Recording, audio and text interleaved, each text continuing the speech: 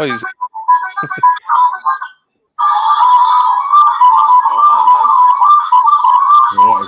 Someone needs to put their headphones in. Yeah, that's like the. I think that might be you, Ant. He has YouTube on the background, does he? He probably does. Get the likes up, get the views up. Dude, has to be done as well. I'd only. Do you know what? That could be me. That could be me. Do you know what? That's the. I don't blame you. That's the theme of the night, isn't it? Everybody- There's all sorts going wrong. figure it So out. Turn off your it's YouTube. only fitting that the podcast is fucked from the beginning, just like Arsenal were absolutely fucked from the beginning. And that little 30-second segment, that's about the most excitement I've had all night, to be fair. Yeah, lads, look, we're going to jump straight into this. Alcohol. A couple of us are a bit strapped for time. Yeah, quick shout out to the Liverpool boys in the chats. Fair play, boys. Fair play. Yeah, nice easy one for you tonight. Nice and handy. Arsenal 0, Liverpool 3. Absolutely spanked. Really, really quickly, I'm just going to introduce the guests. I've got Sulz, I've got Scott, we've got Gav, Den, and we've got Dave. I will let the boys introduce themselves. It's just I just want to jump straight into it with Gav, because I know Gav has been really kind here, giving us a couple of minutes of his time before he shoots off. So I'm going to go to Gav, and then the rest of us will have a little bit more time. So Gav, first and foremost, go on, give us your take on that absolute shit show we've seen here tonight. Well, first and foremost, anybody and everybody who is watching this, make sure you subscribe to Republic of Arsenal on YouTube. Make sure you do that. And whilst you're doing that, whilst you're on YouTube, subscribe to MAD Sports Network, MAD Sports Network. If you put Republic of Arsenal and MAD Sports Network into Google, our names come up first, which is fantastic stuff. So, anyway, what did we see there? Arsenal getting bummed with our 10 men against Liverpool. And the reason why I say with 10 men, Aubameyang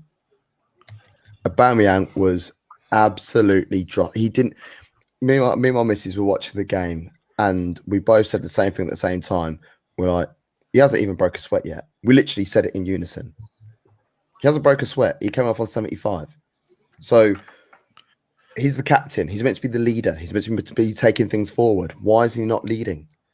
I've said this a few times, and like we mentioned it on your show the other day, and that you know, the captaincy means nothing nowadays. And today, from an Arsenal point of view, proved it again, because there was no leadership coming from him. He wasn't barking any orders. He wasn't effing and jeffing. He wasn't trying to rally the team together. So who's the voice of the manager on the pitch? You know, and once again, I said the other day as well that if the fans were there, they would not be accepting this. They would not be accepting it.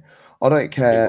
The games that Arsenal win, every time we win a game, it's like, oh yeah, you know. And then like some Arsenal fans will be turning around saying how much is a tactical masterclass that has just been pulled out. Is it bollocks? It's not a tactical masterclass. There's a level of expectation. You know. Can he actually hear us? Was he taking? Oh no, he's not taking the mic. I've always taken the mic in the comments, but no, he can hear us. He's taking a mic. Well, you can hear me, and Arsenal are they're so fraudulent, man. It's unreal. I've said it so many times that there was no harder job in the world than being an Arsenal fan, especially when it comes to the level of expectation that we have because of the things that we've seen and that we've had. It's not like we had a one-season wonder. We won the league one season, and then that was it. We're constantly fighting at the top. And for the last couple of seasons, you know, we were starting to dip down a little bit in the last couple of years of Wenger, but we're still guaranteeing a top 4 finish, still playing decent level of European football. We ain't even doing that anymore. You know, we're in the Europa League quarterfinal. Fantastic. We've got Slavia Prague. That's great. I could see us winning that game over 2 legs. Can I see us beating Villarreal? No. And if we do somehow, can I see us beating United in the final? It's going to be United. No, I can't see that. So things need to change. We need to start picking players by form and stop picking players by name. One player, the only player I would say that actually did anything of note and was trying was Pepe. And who would have thought that? Pepe. And his dog shit. You know, it's not the level of money that the money that we spent on him is not the level, the type of player he is. He's not the player. He's not an Arsenal player. you know, but he was the only one that tried to make something happen. Where was Odegaard today?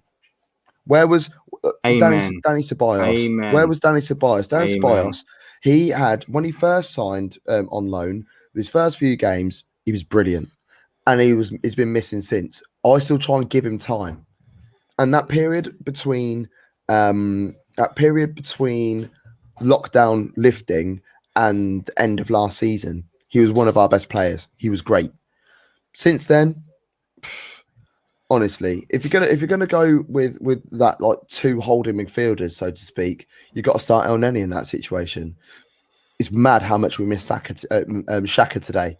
But even if Bukayo Saka was playing, I don't think he would have made a difference, you know, because we weren't making things happen. We weren't getting the ball in areas to allow him and Smith Rowe to do stuff. And in front of the back four, well, I don't think there was much wrong with our back four in terms of personnel. I really don't think there was much in terms of personnel wise. But then having Partey and Xhaka works. That works as a two, and it's proven for Arsenal. His thing about Granit Xhaka, he's not fantastic, he's not wonderful, but he will make one mistake in a game, which inevitably leads to a goal. But the other 89 minutes that he plays, he's competent, and that's what we're missing. We're missing competent players at Arsenal. We either go for it or we don't.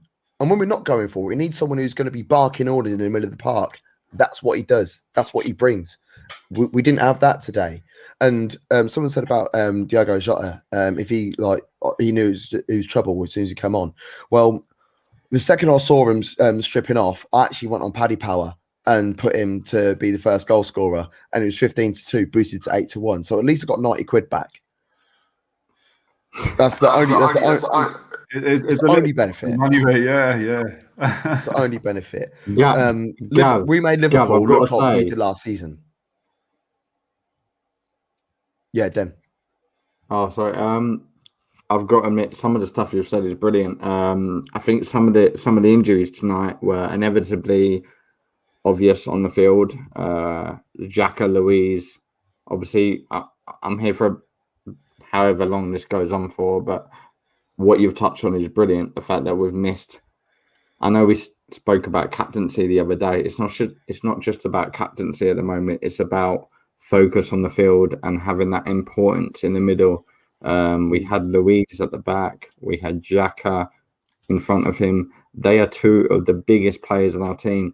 We'll go on to this later with Sulz, because we spoke about. I've watched your previous show about Saka, and I loved it, about whether you would sell him, and he's seen as one of our most important players. We need to really consider that situation. Is he one of our most important players? No. People can hate Granit or Bukayo, sorry. Bukayo, Saka. Bukayo. Oh, he's important. He's important. He's important, but at the moment we need to look at key players in the team. Tonight we can't allow him to leave our club. No, there's no way. I agree with that. Way. I agree. I wouldn't even begin to contemplate that. And like, someone would have to offer a ridiculous amount of money, because I'm not saying 150 million. I'm not saying that. But if you're allowing him, he's 19 years old. He's got the world at his feet. What I'm saying, for what we saw today, there was no way that he would you say at the moment is more important in terms of fixing the squad? Fixing the squad, I'm talking, to get to that position where we was at one point. Do you know what? The way I would look at it with Bukayo Saka, and look, we probably will get into this again later, because we a couple of different faces and voices here tonight. But, I just wanted to get Gav's point of view, because I've not heard it yet. The Bukayo Saka situation, okay, if you could say we missed Bukayo Saka tonight, and if he had been in that team, he would have changed the game, then fair enough, I would have said, yeah, that's the guy you build the team around and keep and whatever. No, I think we missed the centre players. We missed so much more than just Bukayo Saka. And Scott, I'm going to bring Scott in here. Scott's a new face here tonight, so big shout out to Scott from the Red Cannon for joining us. But Yeah, Scott, look, go on, give us your take. Look, we jumped a little bit ahead because, as I said, Gav is a little bit tight for time, so I just wanted to get Gav's input. But we'll kind of bring it back a little bit, and we'll sort of talk lineups from the start. And again, look, I know we've got hindsight on our side, and we know how the game played out, but kind of looking at the lineups from the beginning, what were your initial thoughts kind of coming into the game? Were you confident we get something out of that when you seen the initial game? Yeah, I mean, to sum it up, it's a shit end to a shit week, isn't it? There's been a horrible week for many different reasons, and we was hoping to get something, to get a bit of positivity amongst people, but it just didn't happen. But the lineup, Laka and Aubameyang just doesn't work, does it? I've yet to see they can be all clicky all they want, they can have all these fancy handshakes and all this crap, but at the end of the day, when I see the two names on the team sheet, it just doesn't work. It just doesn't perform. It just doesn't deliver anything. I'm not saying that's not. I don't think that's the problem, because we've seen them do well. I think it's the centre halves. I think it matters on who you put in them centre mids. I don't think it's. There's more than. It's the result tonight is not because of Aubameyang and Laka. No, of course it's not. It's because of a number of factors. Look at Firmino. Firmino's been horrible this season, but Liverpool still get results. It's nothing to do with the front two. Like, I think on the Aubameyang plus was side, ridiculous.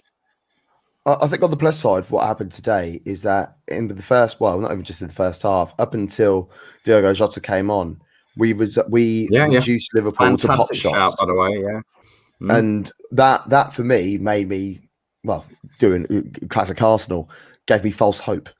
So it's when I'm seeing that they're just having to have pop shots from 25, 30 yards out, I'm thinking, for me, defensively, that then tells me we were actually doing the right thing. We were doing the right job.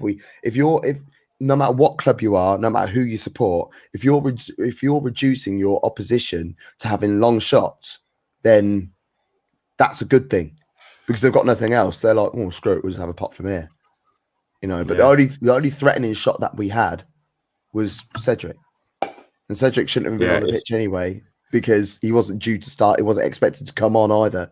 Kieran Tierney getting injured. It's the first time he started so many games in a row for Arsenal, and now we're going to lose him for however long. We don't know what the injury is. We don't know how long it's going to be.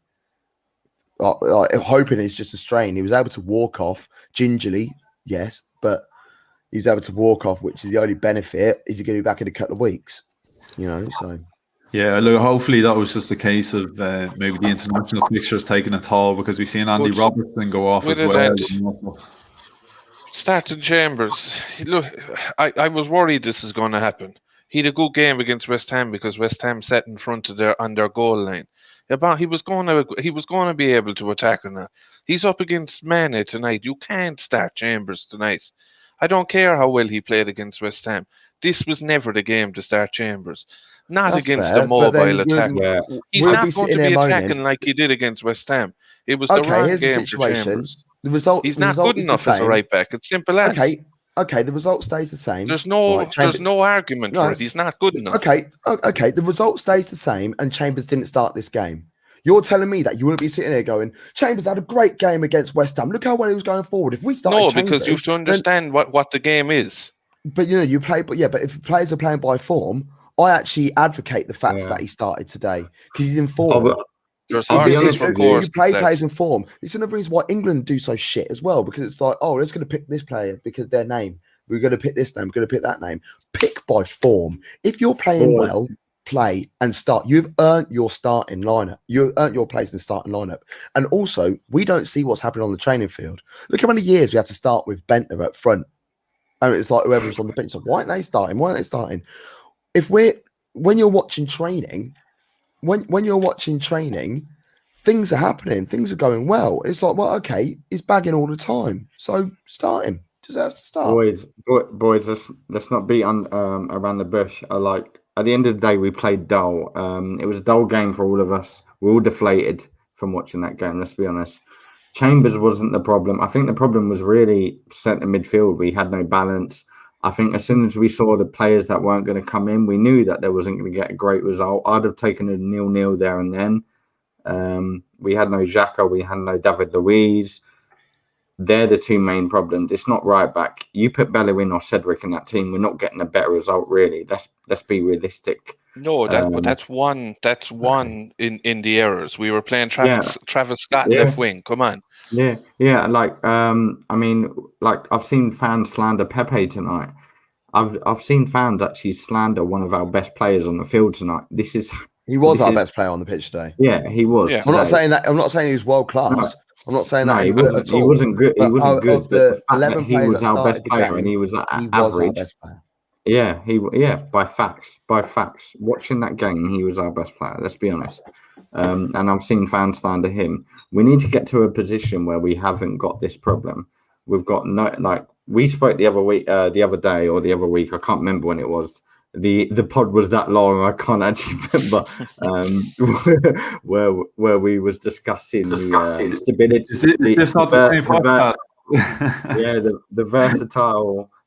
The versatile position in our team where we've got players that can play here, there, wherever. You get what I mean? And have we got the squad to actually play in Champions League? Have we got the mobility? We only had 4 injuries tonight, right? Xhaka, Luiz, Saka, and Smith Rowe. They're the only real players that impact our team. Correct? Is that right? Yeah. Yeah, I think I'm right. I'm just trying to think of injury-wise. The fact that we had 4 injuries, and to be honest, let's look at Saka and Smith Rowe. Last season, they wouldn't even be considered first team. Facts. They wouldn't even be considered. Every Arsenal fan was asking Saka to be, though. Yeah, no.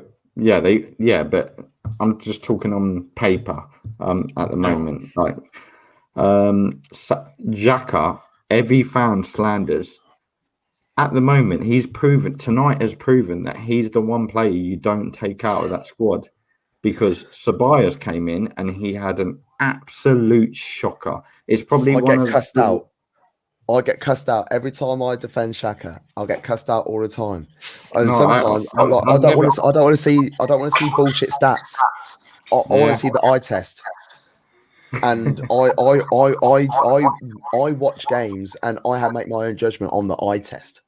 And if I see him doing something or I see him doing well, then that's good, and he will get praise.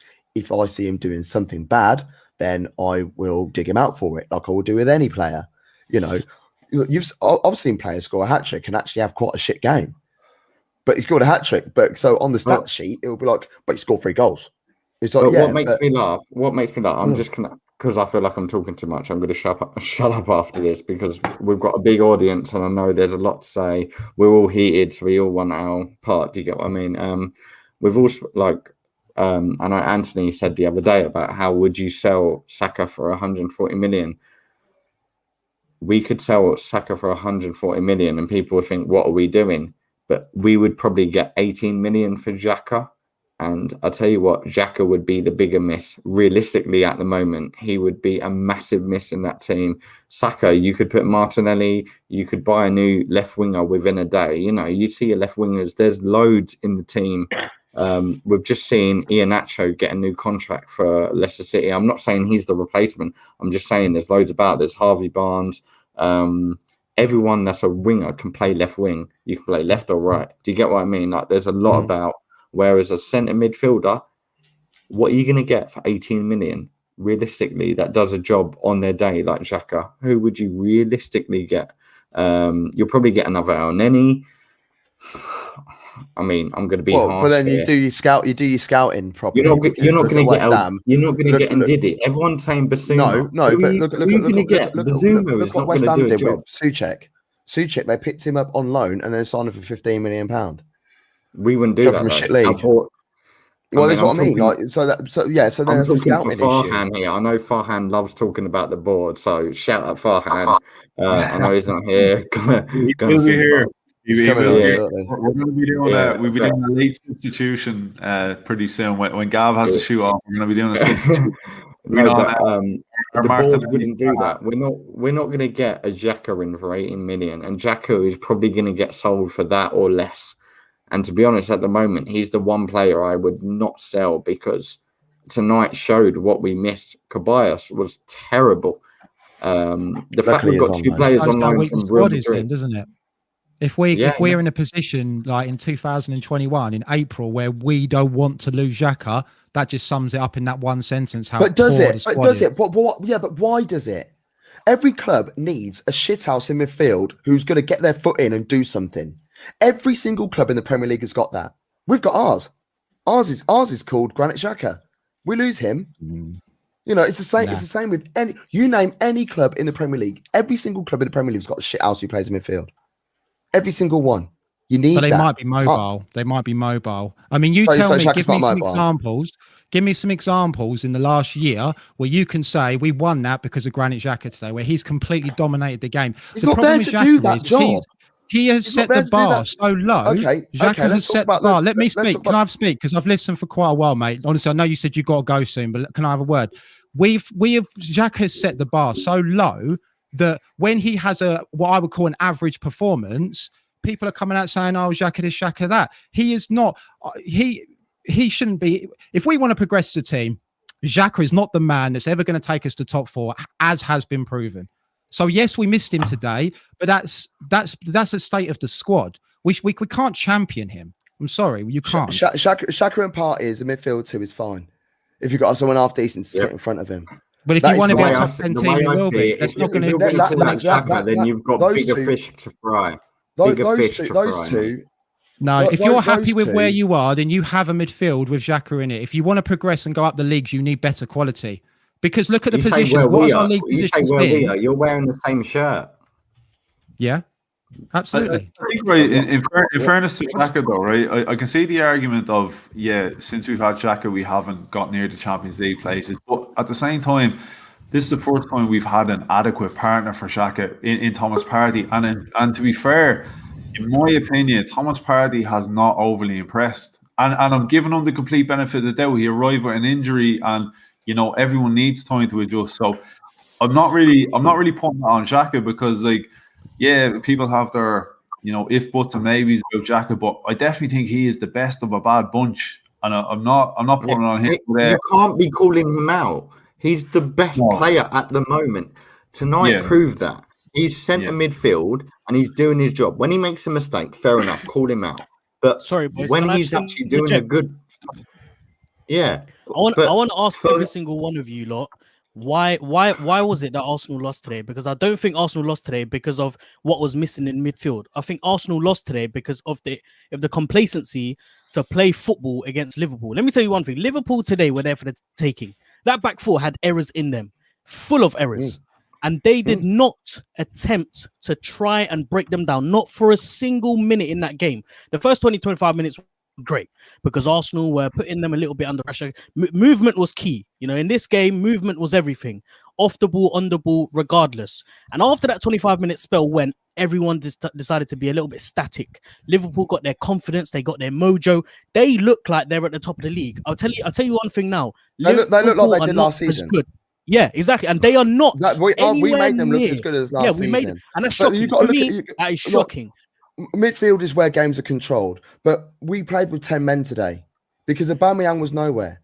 He did absolutely nothing today. But also, boys, ultimately... Lacazette didn't get involved in the game. No, but ultimately...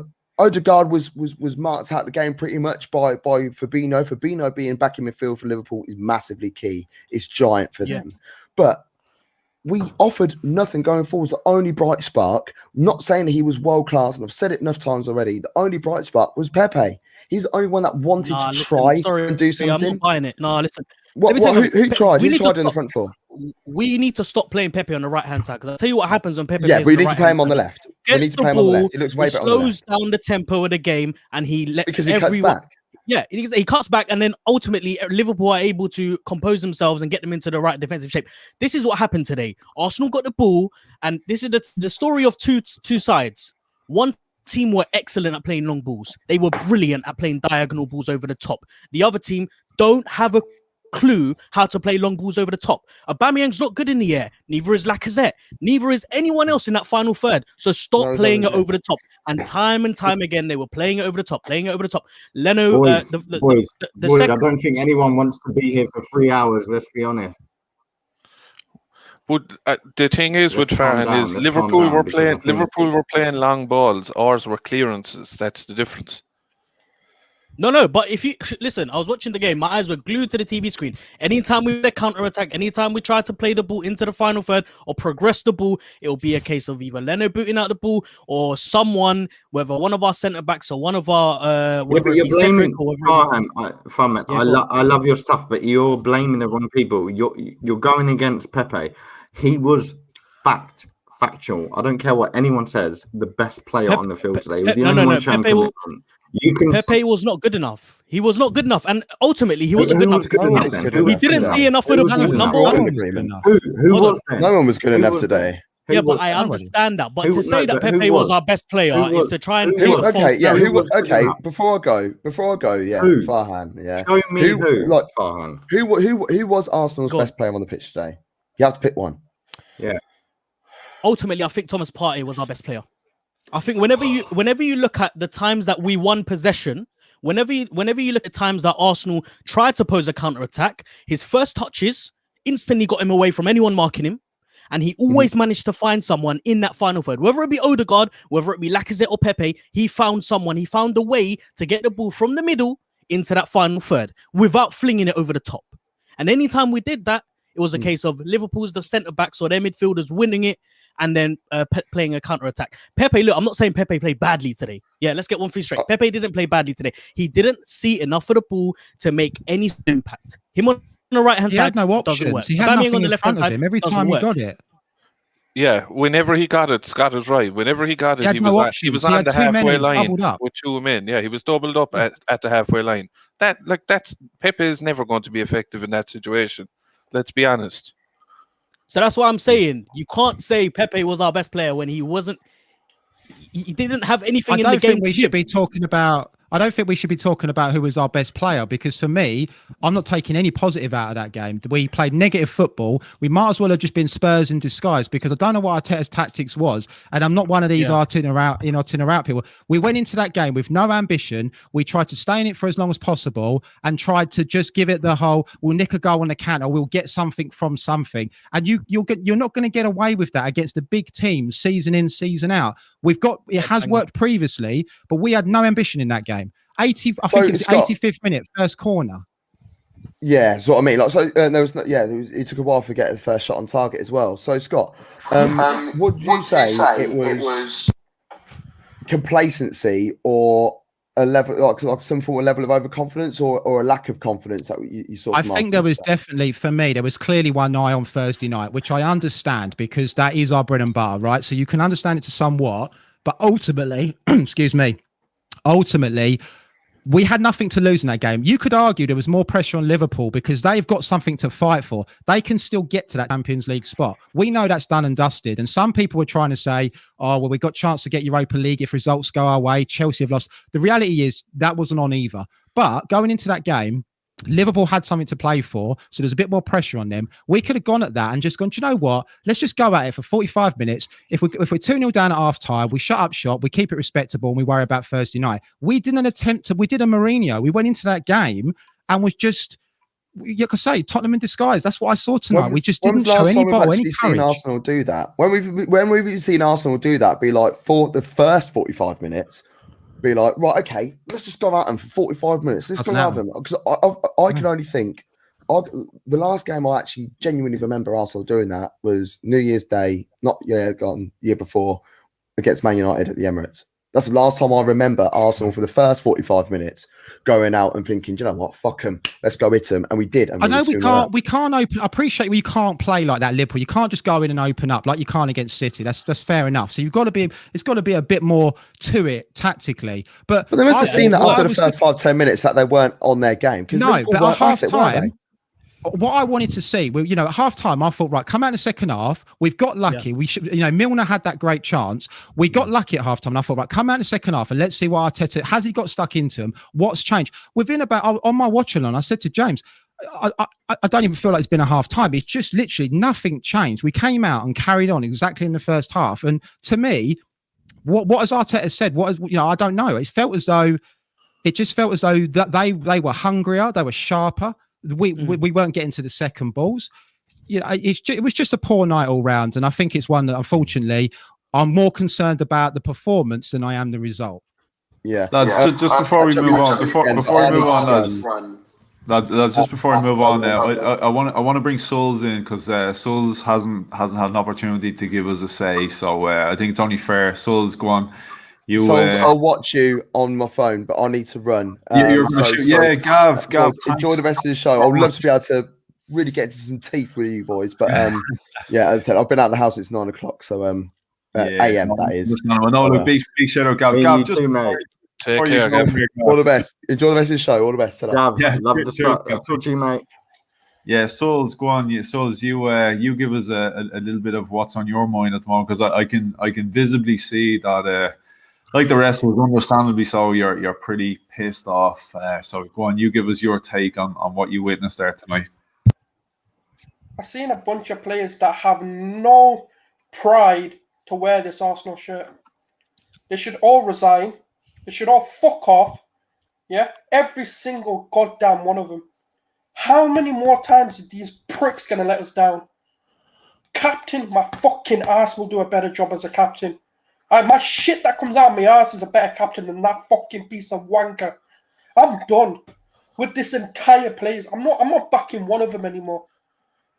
What on earth are you doing? What do these players need?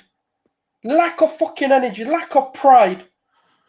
3-0 to a team that's half fucking demolished, that can't string a win together, and we're getting schooled by that.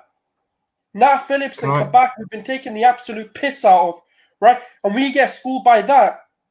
Where's the pride? It's Rocky's memorial, and that's how you play. That's how you want to be remembered. When it's one of our biggest fucking legends, yeah? We've gone from Rocky to Aubameyang. Fucking wanker. If he has any fucking self-respect, he hands that captaincy to Arteta and fucking resigns. I'm done with this bullshit. If another fucking player over the age of 30 gets a contract, I'm done. I'm not going to support Arsenal ever again. Because I'm getting sick and tired, right, of Kroenke and his fucking imbecile board, yeah, thinking it's fine to treat us this way. How many more times, yeah, are we going to go through this? How many more times, right, are we going to put our heart on the line for them, yeah, to be treated this way? You know what? I don't care about the result. But there was zero. And I mean, someone please show me even a minute of passion here that one player showed. Martinelli did that. Yeah, but Martinelli had 15 minutes. I know, but that's the point. Why is Martinelli, who will show passion, sitting on the bench? No, this is what I'm saying to you. But you guys want to get rid of the passion rather than bring it in. I don't want to get rid of Saka because I know Saka on that pitch would have some self-fucking dignity and actually show some passion. Martinelli's another one. Can I just make one comment? Yeah. One comment. You said that you wouldn't sell Saka for 150 million, but you're saying we should get rid of the whole team. How do you expect to get rid of the whole team if we're not going to sell our best player? I just want to know where you're thinking that money's coming from. No. That's just a honest. A billionaire. No financial fair play. It's not about the board. It's not about the board. We clearly haven't got that money though. I think where do we get that money from? Okay, we get rid of one of our fucking players who actually show some passion, right? And we bring in someone who a big fucking might do a job. Pepe is a good player, ain't he? Oh yeah, but no. We can sign a left winger in. We've got a left winger, Aubameyang. Is that all right for you? This is why I'm just saying, where do you think the money's coming from? We're not going to get 150 mil for Aubameyang. We're going to probably get anyway. We don't need to get rid of every player. Like we don't need to get rid of Saka. Why are we getting rid of arguably our best player on the fucking pitch? You just said get rid of our whole team, right? So I just want to know where the money's coming in to replace it. I think we all know who Sulz wouldn't get rid of. When he says get rid of the whole team, we all know who he means. I don't think he has to go everybody but this. We'd all keep Martinelli. We'd all keep Saka. People who don't understand, Aubameyang needs to go 100%. Holding needs to fuck right off, right? Yeah, but what would we get for Aubameyang now? What would we get for it? No, but we don't need to. We don't need I think, lads, this is the thing, right? This is the thing. I think it's important to point out, right? None of us want Saka gone. We all want to keep Saka. I think, thinking from a business point of view, He is the one and only player in that side. Okay, let me explain. Let me explain how I would do it, right? This is not an Arsenal fan. By the way, me, Sulz, yeah, this is my perspective on how we do it, right? Just to clarify, in case someone gets confused about this and watches it back, I'd get rid of Aubameyang, bring Martinelli in. Simple. We don't even need to buy a replacement. We've got Willian, who's got experience. It's not good, but we don't need to bring anyone in. Then we can look into the youth, right? We've got Balogun. We can then bring Martinelli into the middle. We've got Lacazette, who we can then sign on to a longer-term contract. There's your strikers. You can even bring Martinelli into the middle, but you can play him as a winger. Then you've got Pepe and Saka. Why do we need money for Aubameyang? I don't understand this. Just get the fuck rid of him and start playing Martinelli. You're relying on backups. Yeah, but Aubameyang's going nowhere. You're forgetting there's 300,000 reasons that he's going nowhere. The 23s, I don't care. Yeah, we can do that, but at the end of the day, he's going nowhere. Like Ozil, we can want him gone all we want, but at the end of the day, he's going to be the one that decides if he goes. But what my point is when people say, what would we get and how would we replace him? That's what I'm it's all hypothetical. It's all hypothetical, of course. I mean, that's fair enough. Why are we talking? I have to ask this. I mean, I jumped into the chat a little bit late than you guys, and you're already talking about it in backstage. But why are we worrying about whether Saka, what we do with Saka? Let's cross that bridge. City are going to come in for him in 2 or 3 years, and we'll worry about it then. Let's just worry about the here and now. Saka's going nowhere for the here and now. When the time comes that we get them options, then we can have these debates and say, well, would we take this? Would we take that? The reality is we've got unambitious owners, and until them owners either show some ambition or they bugger off, rinse and repeat, guys, and you know this. Yeah. Financial fair play is gonna absolutely kill us now, because the owners can't hide behind the financial fair play's tying us down. They're going to use COVID this year as an excuse, fair enough, but the reality is everybody here knows we've got owners that don't give a fuck. They didn't watch tonight, they won't know the fallout, they don't follow anything of what's going on in this club. Until the owners actually start caring, it doesn't matter what business you run, whether you work in IT, whether in public sector, whether football, it starts at the top. Shit rolls downhill. If the people at the top don't care, then the people in the middle don't care, and the people at the bottom don't care. And ultimately, that's where we are. Sorry, mate. With all due respect, I don't think it's a matter of how spending per se. What I mean by that is Arsenal don't need to spend hundreds of millions of pounds to look like a half decent team. The reason why we are where we are is because Arsene Wenger has had to sell his best player season in, season out, and we are playing catch up right now. But we're in a very unique situation where players are being developed in and around Europe, and we don't need to fork out 60-70 million pounds in each position. There are players out there who we can easily snap up for 15-20 million pounds. I can't give you their names, but they exist. Thomas Suchek is an example. Farhan, listen to what you just said, bro. Listen to what you just said. I can't give you their names. You've just gone against every word you've just said, every sentence you've just said. You've gone against. Give me 24 hours. I'll give you a list of names. Give me 24 hours. I'll give you we are, and we should be Loan FC. Everyone jokes about being Loan FC. I'm going to tell you now, I think loans are the way forward. Don't we all wish we got Willian on loan, because we could bin him off now, right? If we got Denis Suarez on loan, we could bin him off. Okay, when you get loans, we've had Tobias for 2 years. Most people are like, do you know what? If he goes back now, I'm not going to lose any sleep over it. Had we signed him to a 4-year deal last year, we'd all now be going, oh, bloody hell, like we're doing with Aubameyang. Okay, it's a different situation. But going forward, loans aren't necessarily the worst thing in the world, because if they turn out crap, you can get rid of them. Yeah. Look at the comment below, though. Let's look at the comment that Anthony just brought up. People are already gunning for Arteta, right? They're already gunning for Arteta. Let's just make a comment on how we spoke about the team, the board. We can blame, we can go on till the cows come home. Let's be honest. We can go on about it. But let's look at the squad that was brought out tonight. It was the squad realistically we all expected, right? Xhaka was injured. We knew Luiz was out. It was either Marie or Holding. Holding was probably a bad choice, but wanting Holding to play. That man doesn't deserve to play for Arsenal. Shit happened. He had a really bad performance. No. Holding is fucking shit. Yeah, no, but he shouldn't. What I'm saying is, it shouldn't have happened. It should have been Marie. Like, I had this debate with one of my friends earlier. Who do you think it would be? He said Holding. I said Marie. Personally, I think Holding's had too long out to play in games like that. And I've always said this. It was either Holding or Chambers on who you keep. You don't keep one or the other. You get rid of one because they're both old now. They're in the 25, 26 years age. They're probably on a bit of wage. Holding, for me, he earns too much to be kept there. Do you get what I mean? Like he's on a bit of wage now where you need to perform. He just signed a new contract, man. Yeah, I know. It's pissed me off though. Would you have kept him on the new contract, Dave? Let's be real. You could keep him as a fifth centre back. You could keep him. Yeah. You could have your two for Europe, and then keep him as the fifth centre back. Like people would say with El Neni as kind of a fifth midfielder. They'll come in. They'll do a job at the very least. But how much do you reckon he's on? Like how much do you reckon he's on? 50, 60,000, I would say. Is it good for him? No. Is it good for the club? I'm not saying he's the reason. I'm just saying these are the problems where our money goes west. People say, why have we got no money? We're paying 60,000, stuff like that. Holding made a few mistakes tonight. Caballas made a few mistakes tonight. He's probably on God knows what at Spain. We're paying a certain percentage of his wage. You know, we make risks. The risks don't pay off. We move on.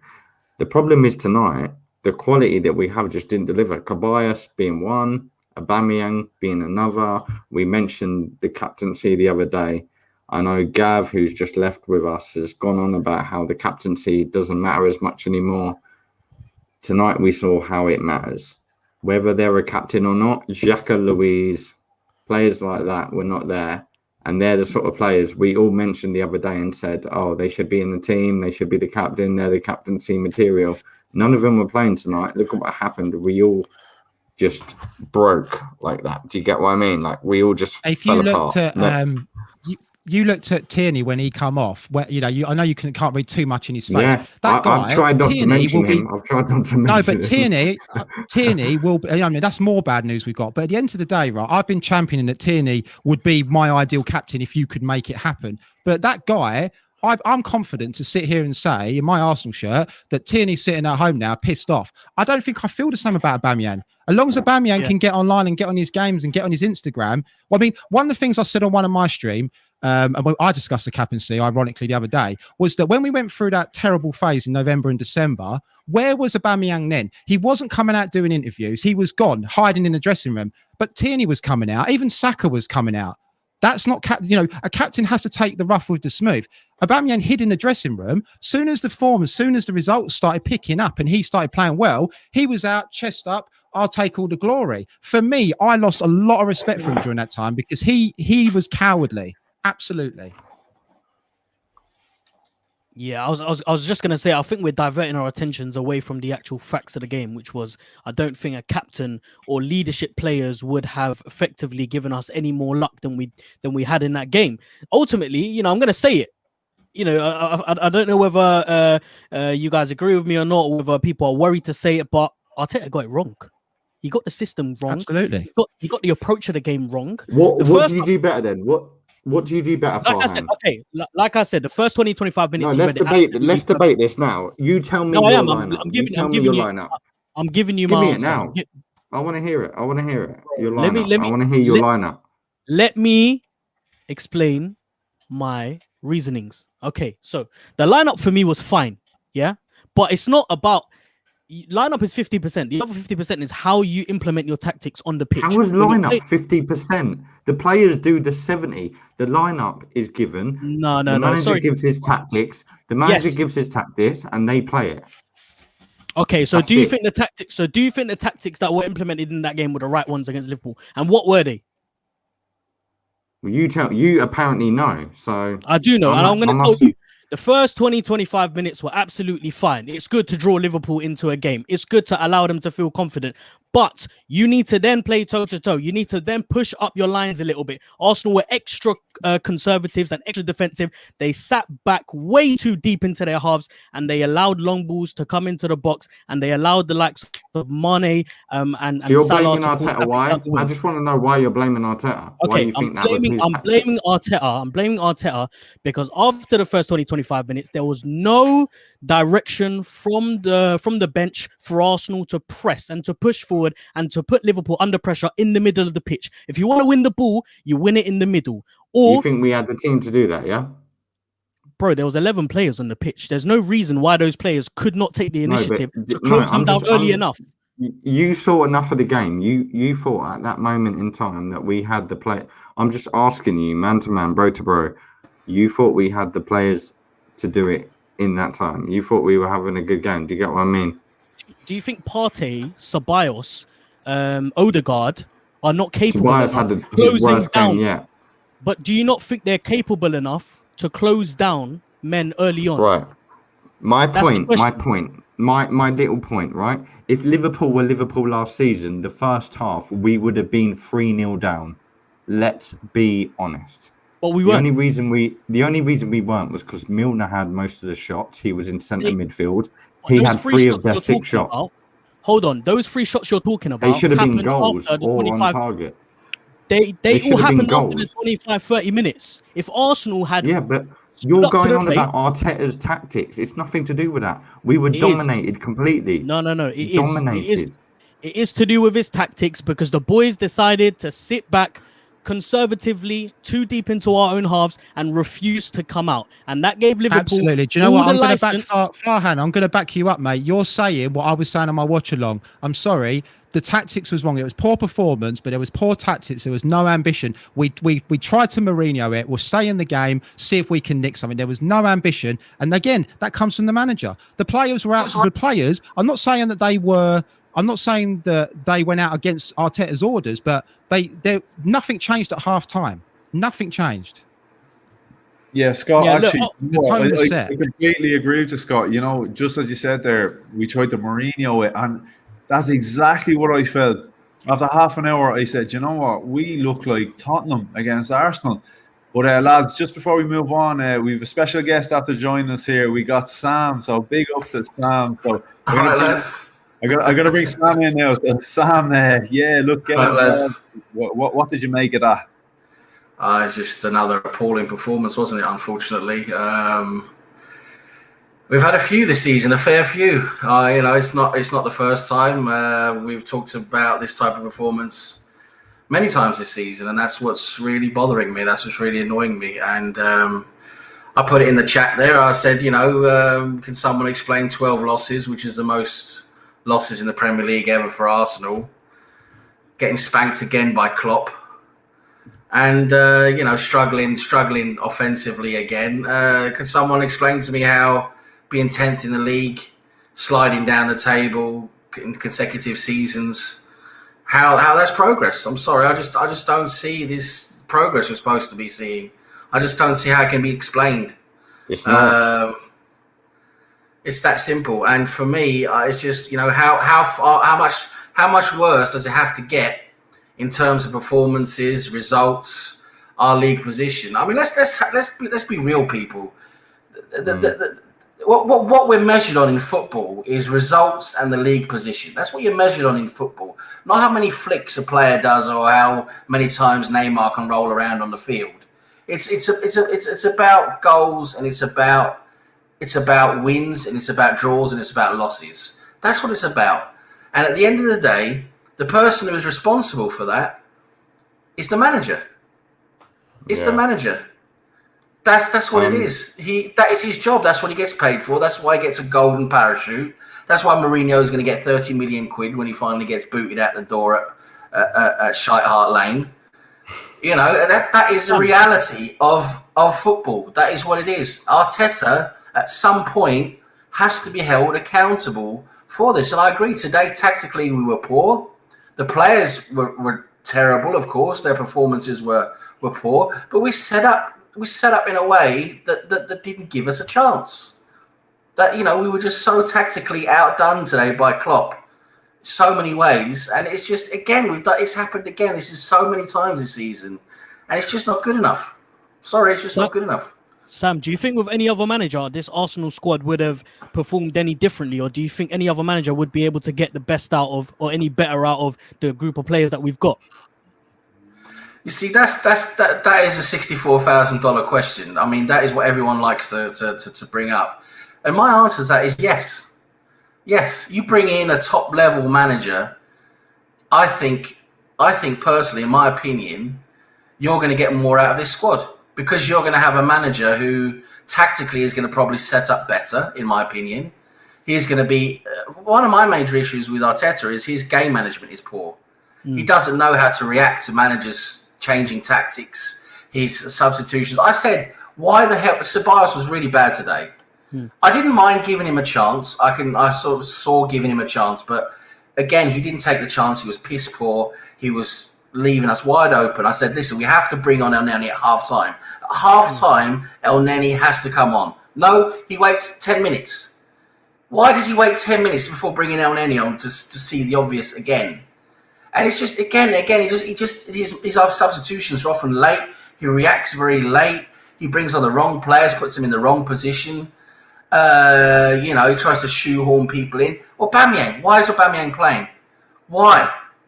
What on this planet Earth justifies him playing?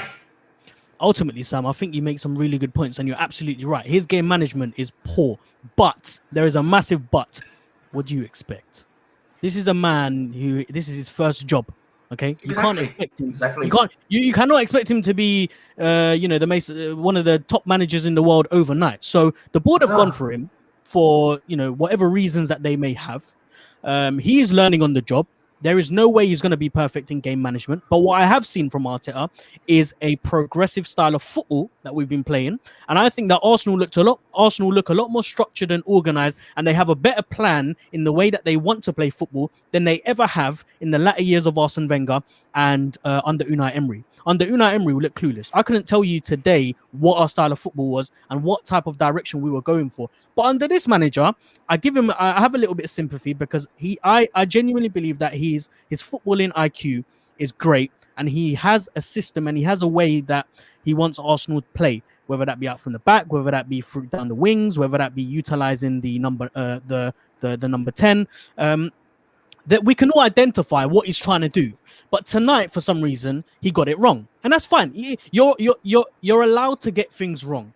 You're allowed to get things wrong in football, especially being a young manager who has How many times? How many times though? How many times is he going to get it wrong? That is the question. How many times? We're Arsenal Football Club. We're not a trade school. We're not a university for managers.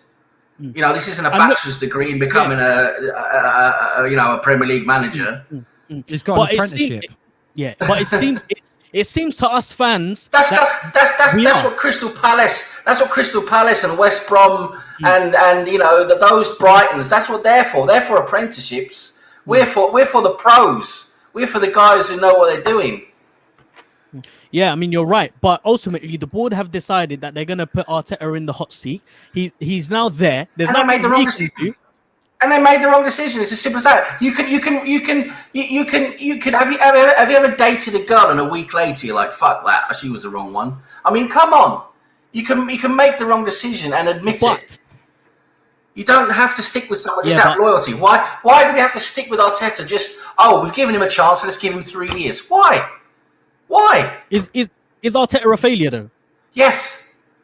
How is he not a failure? Under what grounds? Okay, I'll tell you how he's not. 12 losses, 10th in the league. Yeah. Been the FA Cup in January when there's absolutely no reason to do it. Right, the actual trophy actually won that he gets all the credit for, and that's right. He should have got credit for that. But that's what he got all his credit for winning the FA Cup. Bins it in January. We're 12 losses in. We're 10th of the league. Most of our games were either shipping goals for the fun, or we don't know how to hit the goal at all. And then our only saving grace at the moment is Europa League. If Slavia Prague knock us out of the Europa League, sorry, what more do you need? I really hope we go as far as we can in Europa League. We need to win it, of course, for the sake of Arsenal.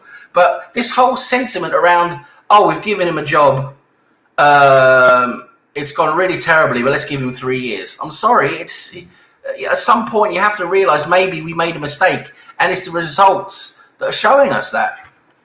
Yeah. You know what? I know everyone will know. I've always been an advocate for Arteta and give him time and everything, but Was, looking at tonight's result, maybe was West Ham, was that a warning sign for us? Because I know you could make the excuse tonight. We missed Xhaka, we missed David Luiz, we missed ESR, we missed Saka. Missed a lot of players tonight, in fairness, but was West Ham a warning sign coming into this game?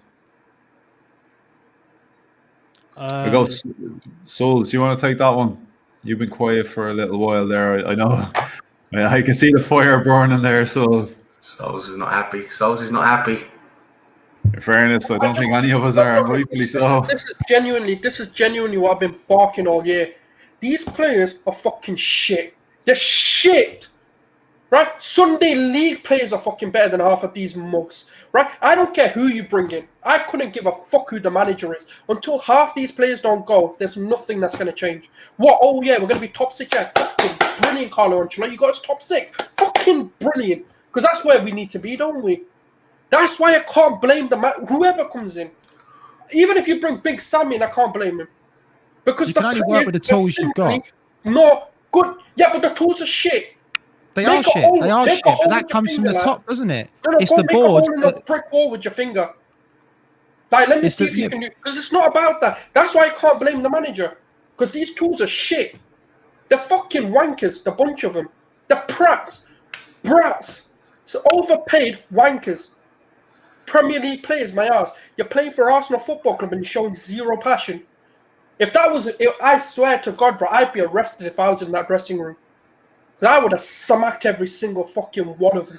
But they show up in certain games, though. For certain games, they show up. Fucking yeah, because people. Do you know what it is, guys? Do you know what's really sad is that as much as we're all we're in the moment and we're all fuming and we're because of the result. The sad thing is that isn't even close to our worst performance this season. You can't say that's the worst performance. It's been a lot worse than that, and that just sums it up. It's not the result; it's the performance. These players are fucking brilliant, aren't they? They're fucking sick. I don't think anyone has anyone said on this stream this that is the what I'm players are saying. good. You can't just keep blaming everything, innit? Because it's clear. Look, for me, Unai Emery couldn't get anything out of them. Wenger couldn't get anything out of them. Arteta couldn't get anything out of them. So that means there are some players not good enough. Or how many more managers are we bringing in until we finally realise it's but how realistic is it? How realistic is it to change a whole squad of players? Oh yeah, because that's worked, isn't it? No, but how realistic is that? That's worked. Yeah. We changed the manager. You can't change a whole squad of players. No, we've got consistent top four with Wenger. Oh yeah, we changed that. Oh yeah, we've been fucking excellent since. Sometimes you do have to think, right, these players are simply not good enough as well. Yeah, but we can't change a whole squad of players, can we? It's just not going to happen. Yes, but that's the thing. We shouldn't be making the easier decision. Yes, it's easy to change the manager, but it ain't going to change shit. We're going to be in a constant cycle, blah, blah, blah, blah, blah. We're going to be, oh yeah, top 6. Oh yeah, we've slightly fucking improved. Yes, fucking get in. Manager's done brilliant. He's just a little bit made us better. That's not the problem. The problem is these players are not consistent enough. How many more times are we going to see mistake after mistake after mistake after mistake? You're telling me Carlo Ancelotti is going to come in and Xhaka is going to become mistake-free. David Luiz is going to become mistake-free. Ceballos ain't going to make a single mistake. That's the problem. They make too many mistakes. They're too lethargic, right? And how many more times, right, are they going to come in and show no drive? The 50-50s they ain't going in for. They're not showing any sort of press. They're not working hard. Yes, you can blame a manager to an extent. Those players you just mentioned they're players Arteta wants. Not all of them. He gave Luiz an extension. He wanted Xhaka. He gave him a second chance when he was on his way out the door. Xhaka was on his way out the door. Arteta said, listen, I want you. Yeah, because we can't get anyone.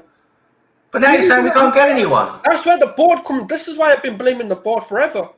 Because until the board don't go, we've got to accept the fact we're a mid-table team. That's the best we're going to be under Kroenke. That's a fact. Bring Carlo Ancelotti in. We're still mid-table because he ain't going to get what you got to get the best. You got to get the best out of what you have, and Arteta's not doing that with our players. But this is the thing. This is the best that we can get out of them. No, it's not. Shit. Yes, they are. It's far from it because he's okay. Today. Are you happy with top 6? I mean, I'm happy with top 6 because that is their level. They ain't better than top 6. Well, at the moment, we're fucking 10th. Yeah, so you'd be happy with 6. That's why I'm asking the question. Would you be happy with 6? No, I want top 4. But the players aren't good enough for top 4. When has this set of players got top 4? or shown that they're a Champions League level team. But this is what this summer's for, right? That's the whole idea, is to give Arteta this summer, etc. I don't want to give it to Arteta. I want to give it to someone else. It don't matter who the manager is in the summer, because the board aren't going to invest. You can get rid of Arteta and you can bring Ancelotti, anyone you like. You can bring Klopp in. So you're telling me? So what you're actually saying is no matter what manager you get in the world, there's no difference in any of the managers. Then. So why do we have a manager? Then? Why don't we just go out and save a lot of money and just go out and get like a blind guide dog or something like that? And just stick him on the sideline. He can just bark out. It wouldn't make a difference, would it? It wouldn't make a difference. So it's got nothing to do with the manager. Why do we have a manager? What's the point of a manager? Fucking brilliant, world class squad. What's the point of having a manager then? We've got a world if it's just the players, every single one of them world class, mate. No, I'm not saying that. But you can get so much more out of them. You can get so much more out of them. Agree that good players are good with shit managers. You can be a good player and have a shit manager, and you're a good player. A good player on the pitch will have a bigger impact because he's a good player. At the end of the day, you can have the best manager in the world. If you've got shit players, you're going to be shit. You can have a shit manager, but if you've got Man City, who arguably are the best team in the world, you could say, you could put Arteta in there. You put Arteta in there, even if you think he's wank, but Man City will still be doing well because they've got quality on the pitch. It's about what's on the pitch. The manager is important to a point, but if you haven't got the players, you can't deliver the result. But guess whose job it is supposed to be to set up a system and a style of play and an environment that's supposed to motivate the players. Guess whose job that is? But if the players aren't motivated, if you're playing well, if you're playing a system that works, success breeds confidence and it breeds good mentality, right? You're absolutely right, mate. What you're saying, I agree with both of you. What Sam's saying is correct. If you start winning, if you set up a system that wins games and you start creating confidence, you start creating consistency, then you get better performances out of the players. At the moment, our system is not working.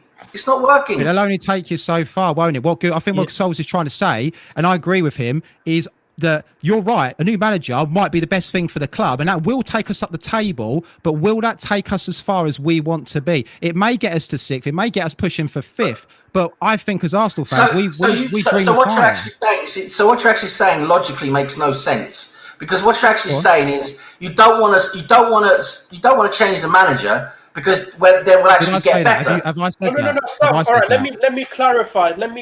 I've not said that, have I? These you said no matter who you bring in, it's not going to be any different. Not with this board. Not with this board. No. Not with this squad. We're not getting top 4. Not with this board. Not now. Incompetence, right? We're not going to get higher. We need to explain. We need I don't know how far up the table we would be with another manager, but we'd be higher than 10th. With a good manager, we'd be higher than 10th. Much higher though. It's not to the point. So it's about improvement. It's about improvement. It's about progress. So no, but we would. Arteta hasn't shown any. If we're sat 8th, right, we'd be happy, right? Because that's improvement, isn't it? No, he's finished 8th last season. This is not improvement. All right, so if we finish 7th, you'd be happy.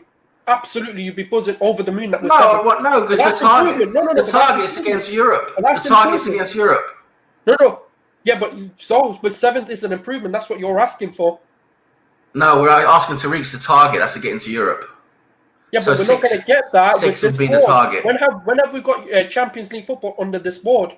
No, 6 is Europe. We'd have to. So you'd be happy with the Europa League. So you'd be happy for this. We're not going to do it now, but this season the target was to get into Europe. This season, next season the target is the top 4. I couldn't give a fuck about Europe because we're not good enough to do anything in it anyway. We have to be in Europe. We have to. We don't have to. Chelsea's going to allow being in Europe. We're set up on a Champions League budget. We're set up on a Champions League structure. We're paying too much as it is. Our expenditure is higher than accepting the fact we're a mid-table team until things change, because we're not going to be any higher. So no manager's going to make. So a manager's not going to make any difference. A tiny bit better, maybe 1 or 2 positions, but not much. But of course we have to change players. Of course we do. But then you need a manager that's going to get the most out of them. Arteta is still learning on the job. His game management is terrible. Look at Unai Emery. His game management is terrible. Emery got 5th. Yeah, and then what happened the season after? And he should have got 4th. He was just lined up. Yeah, but that's his stupidity that didn't get us. He got 5th with but players arguably worse. What happened the season after? What do you mean? What happened the season after? Where do with players that are arguably worse? Who do you bring in? Who do you bring in? Who do you bring in? Yeah. Well, I don't know who's going to do better than Arteta. Who's going to do better than Arteta? They want Arteta.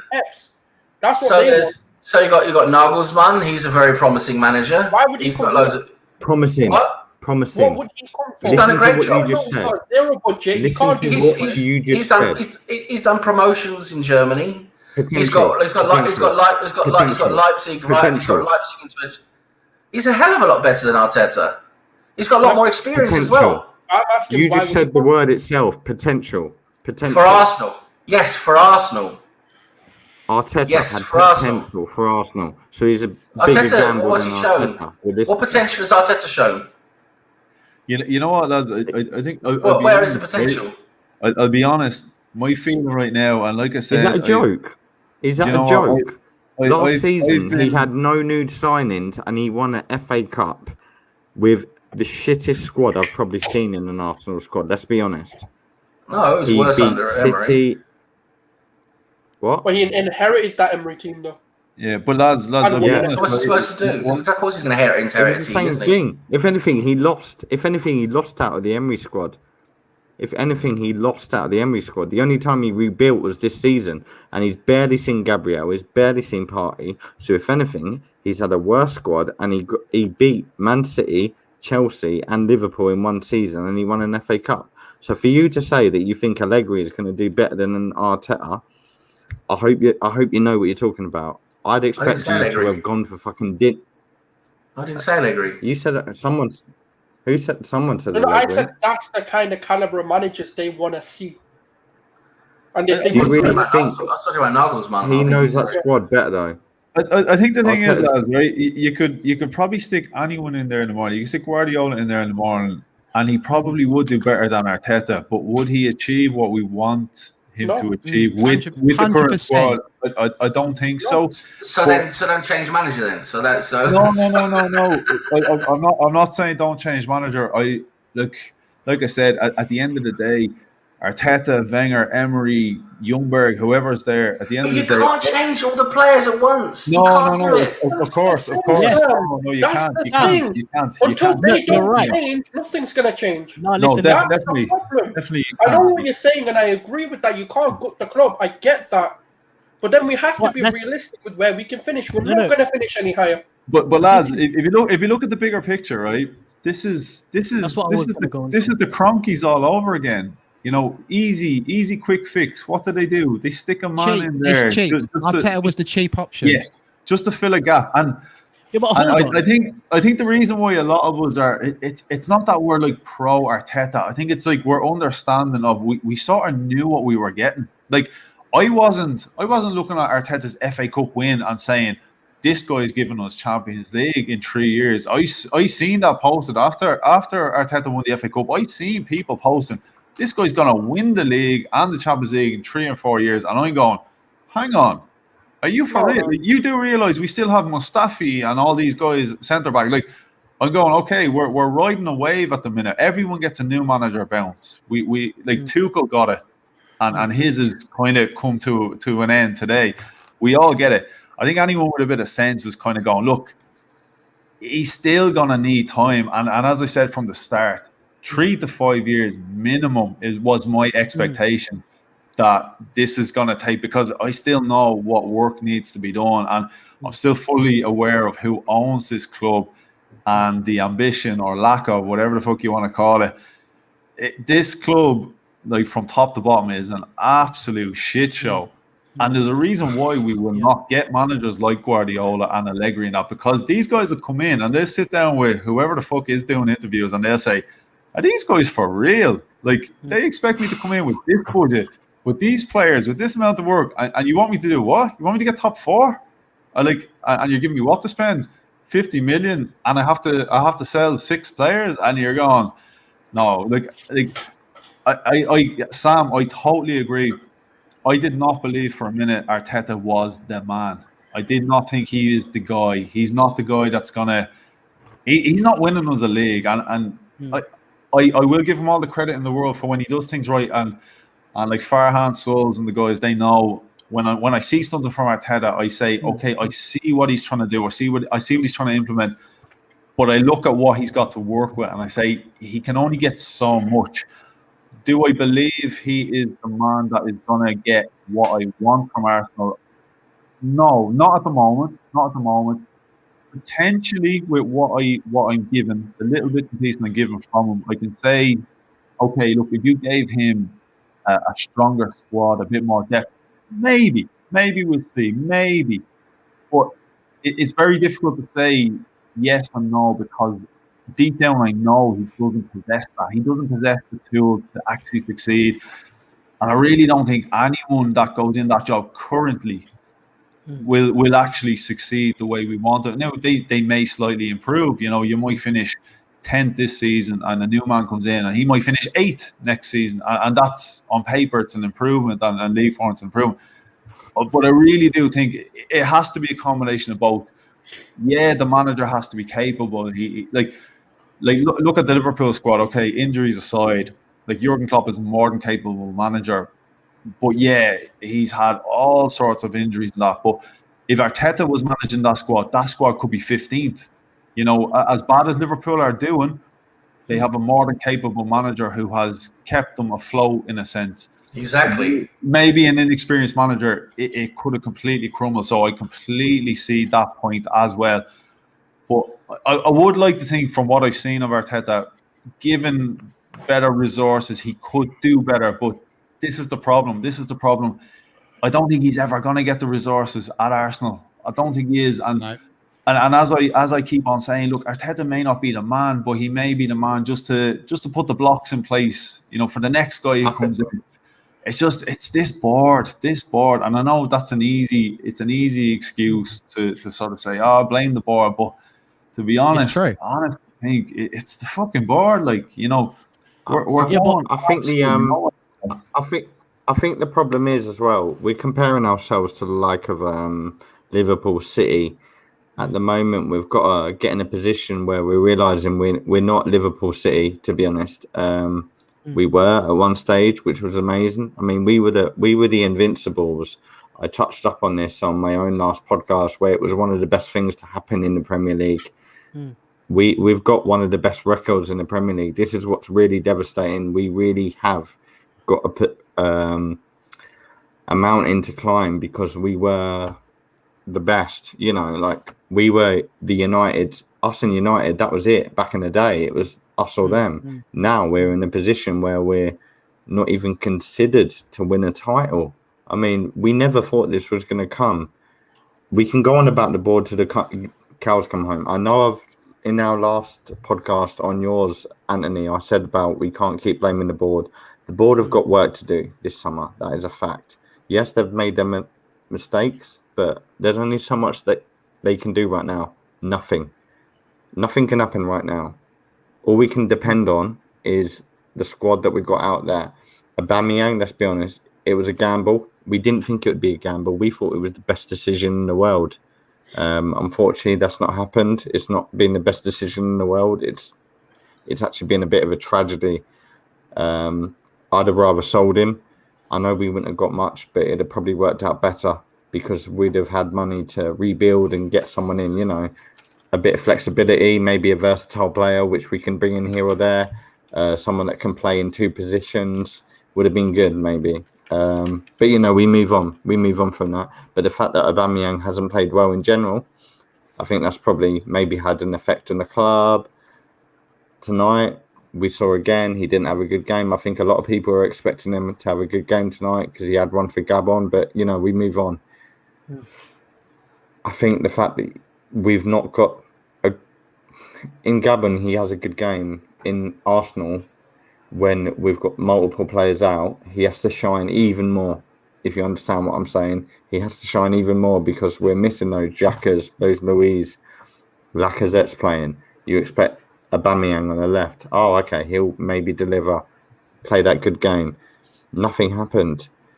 The fact that none of that I'm not saying Aubameyang's the fault tonight, but I think that the fact that the front three, Pepe was the better player out of them, is a bit of a worry to me, because he's the one player that gets the slander from the teams.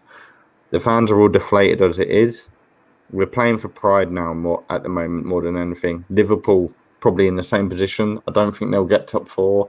That's just me. So we're all just playing for pride. We're all getting that position where we're thinking, all right, we're just playing to win the game and say that we've beaten Liverpool or we've beaten Arsenal. I don't know what to expect from this summer window. I was in a position last week where I was getting a bit confident, and I thought, we're going to get this money. We're going to get this money for this player. It's all about what we can get for each player in this summer. I know Sulz touched on how we need to get rid of so many players on the deadwood. The deadwood's only going to bring in so much money. We're going to need to start realistically thinking, where can we actually make a big amount of money and go bam, and then we actually got the money to rebuild this team, because otherwise we're going to end up with 10 players with that one magnificent player, and we're playing a gamble again, and the gamble will come back in a business. This is where we ended up on that conversation the other night about potentially selling Saka. And like we said to Sulz, this is completely not that we want to sell Saka, because I, as much as anybody, absolutely love to go and realise he is the shining star in this team. And of course, you don't sell your best players, but at what point, maybe you throw this to Sam actually, like at what point do you get to where you've got this one star player and you sort of say, look, we're building everything around this guy, but what's around him isn't enough? At what point do you bite the bullet and do a Coutinho job and sell him to improve everything else on the pitch?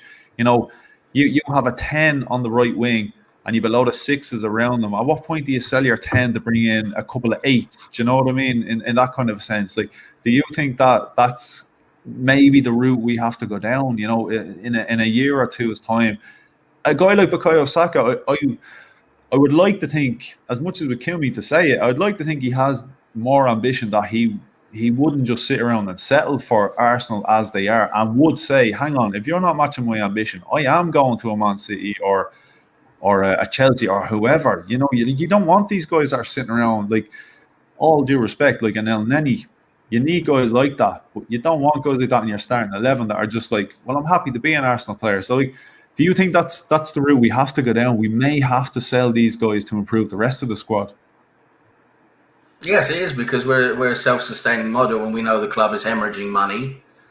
Our revenues there are no revenues at the moment. We're set up with a Champions League expenditure model. Stan Kroenke, I know he greenlit the money for Partey, and I know he's put a little bit of money in here and there, sort of, when it comes to sort of helping with transfers, but he's got the money back through other means. But yeah, we're set up as a self-sustaining model. So we have to. The only money we're buying players is generated through revenue, and the revenue the club brings in. So the only revenue we can bring in at the moment is selling players. That's the only way we can bring in money, unfortunately. You know, we definitely don't think Stan Kroenke is all of a sudden going to get his checkbook out and give us a couple $100 million. So we're going to have to sell players. I hate it. I hate the idea, but that is the way we seem to be run by the club. The same old same. We've had how many years of it? So you know that. So you know, and now we're in a very poor position, because financially we are losing money every season now, more and more. We're at 40 million loss just by May. So I mean, we're going to end up with a horrific loss by the whole COVID year of 2020. The only way we're going to recover this money is either Stan Kroenke is going to put money in, or we're going to have to sell players. It's that now. Yeah. So that's where you start to ask questions. Okay, so where can we recover the money? You can sell Aubameyang, you can sell Lacazette, you can sell Nketiah, you can sell Reece Nelson. Right? But how much money is that going to generate? That's what I'm saying. We're in a position where we have to sell 8 players to maybe buy 2, because you know the amount of money we're going to get for these guys is so little. That's the poor business we've done. You know, a player's supposed to be an investment. If you buy a player for say 10 or 20 or 30 million, He's supposed to be good enough and improve and get at a level where, okay, if you're going to sell him on, you at least recover your money or actually get more, to actually, have a profit on the player. That's the way it's supposed to go. But with us, it just goes the opposite. We buy a player for 20, 30 million, end up paying another club to buy him. So we're going to have to sell several players to be able to buy one or two. So then you get into a position where, okay, Saka, what can we get for him? What's the market value? Maybe if he continues to improve, he's at 100 million in a season or two. And then, that's going to look like a lot of money to the club, isn't it? 100 million. It really is. Now, luckily enough, I think personally, in my opinion, I don't know what you guys think, but I think we're in a lucky position where I think we have a very, very good generation of talent coming through our youth academy. I think brilliant. Absolutely brilliant. I think Aziz looks amazing. I think Balogun should be given a chance. He's definitely looking good enough to be given a chance. There's players behind them again, like John Jules, there's Surgeon, there's Hutchinson. We've got so many talented players coming through that I don't think we're in a position where, we actually have to go out and desperately find all these players. We can actually try and bring through some of our youth, which we actually did back in the end of the 80s with the team that George Graham had. So, I don't think all is lost with that. But yeah, we could be in a position where we have to sell Saka because that's the only way we're generating money at the moment. We're not making money from anything else. So that's the only way we're going to do it. Because Stan Kroenke, we know him now. He's not going to put up any money, is he? And that is just the way it is. So that's why I'm wondering what the hell's going to happen this summer. Because yes, we need several players, but how are we going to generate that money? The players we're going to sell are not going to generate the money we want. We need for the players we want. We're talking about big targets, big players. How are we going to pay for them? I think the problem is as well. I'm going to shut up literally just after this because I know Sulz is probably sitting there biting because we're all frustrated, we're all deflated tonight. We all want something to say. It's a bit disappointing, but I mentioned this on Leicester how they've let so many players go to waste. Players like Schmeichel, Vardy, they've all got to an age where you're not going to make money. Vardy was golden boot last season. He's now going to be worth nothing because he's done nothing really this season for Leicester. You've had players like Iheanacho that have come out and developed, and Vardy's worth half what he was. We don't want to get into that position where we're doing that. Unfortunately, we're going to get into a position where we're doing that with Aubameyang. And we're known to do that. We're known to get rid of players for free. We've seen it happen with Ramsey. We've seen it happen with Sanchez. We've seen it happen all over the board. And it's disgraceful how we're known for getting rid of players for free. Van Persie, we let him go on free to our rival. He scored against us. We move on. But, you've seen it happen in multiple occasions. We don't want to become that. And I think that's the reason why a lot of people didn't want to see players like Aubameyang move on, because the inevitable happens, if you see what I mean. But now we're in a position where, you need to rely on the youth team. But then again, is it a big gamble? Players like Saka and Smith Rowe, we touched on it the other night. How much did any of us realistically expect to rely on that? None of us saw that coming. None of us. So if you expect Aziz to come in and play the way that Smith Rowe has done, or I don't know, any other centre midfielder, the likelihood is it's probably not going to happen, because you're going to get the likes of another Foden coming in, another Grealish coming in, or something like that. Players are going to come in around them that just shine a bit ahead of them. As much as we can rely on the youth, and you say we need to sell the likes of Aubameyang and Lacazette, at the moment, what would you sell them for in this climate? I know we've spoke on this before, but it's going to keep coming up. Aubameyang's going to probably go for half of what he would. I'd say we'd probably get 40 mil for him if we're lucky. He's not going to hit a peak again.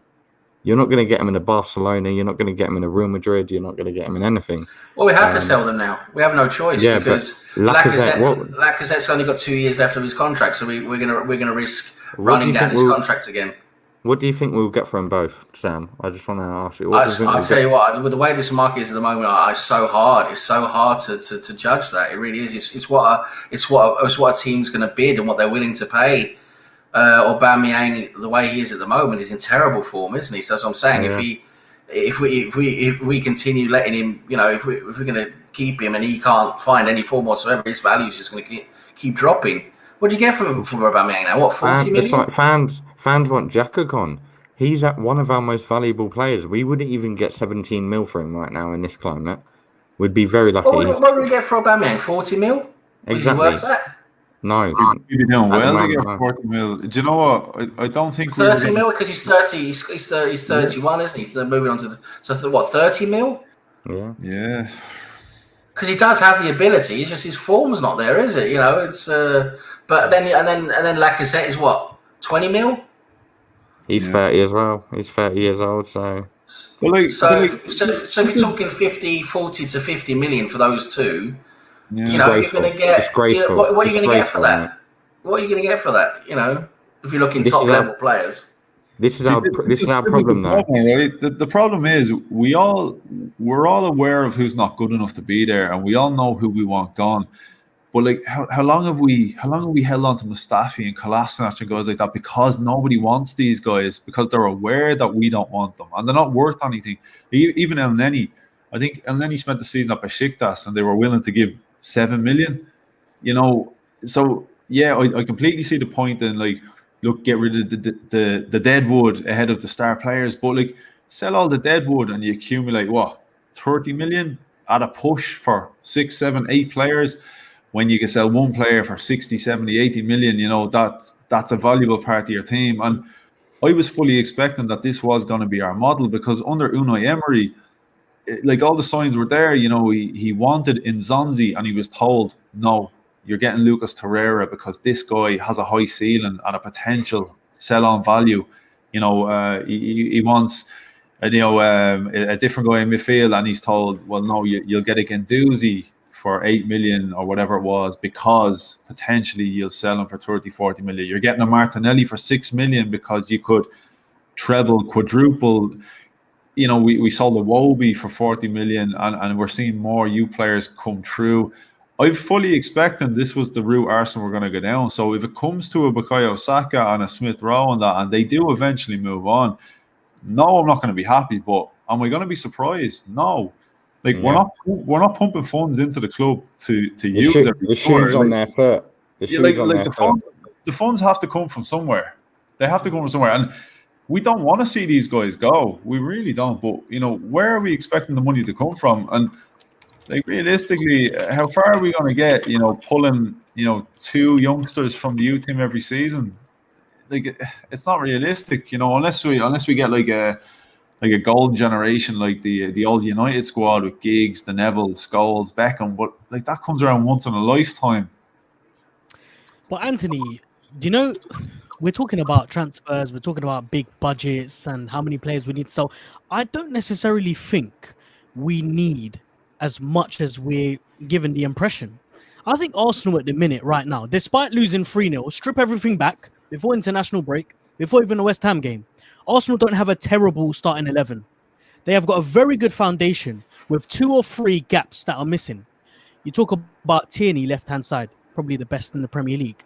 You're going to need a right back. With Gabriel, you've got someone who's young, who's ready to learn, and who's shown that he's capable of being a good, decent defender. William Saliba right now performing really well in the French league. He has the ability to come back, slot in after all that experience that he's needed. In the centre of midfield, you've got Thomas Partey, one of the best in the world in that position. I don't care what you got to say about Partey. I think he's phenomenal, and I think he's been transformational in that middle for us.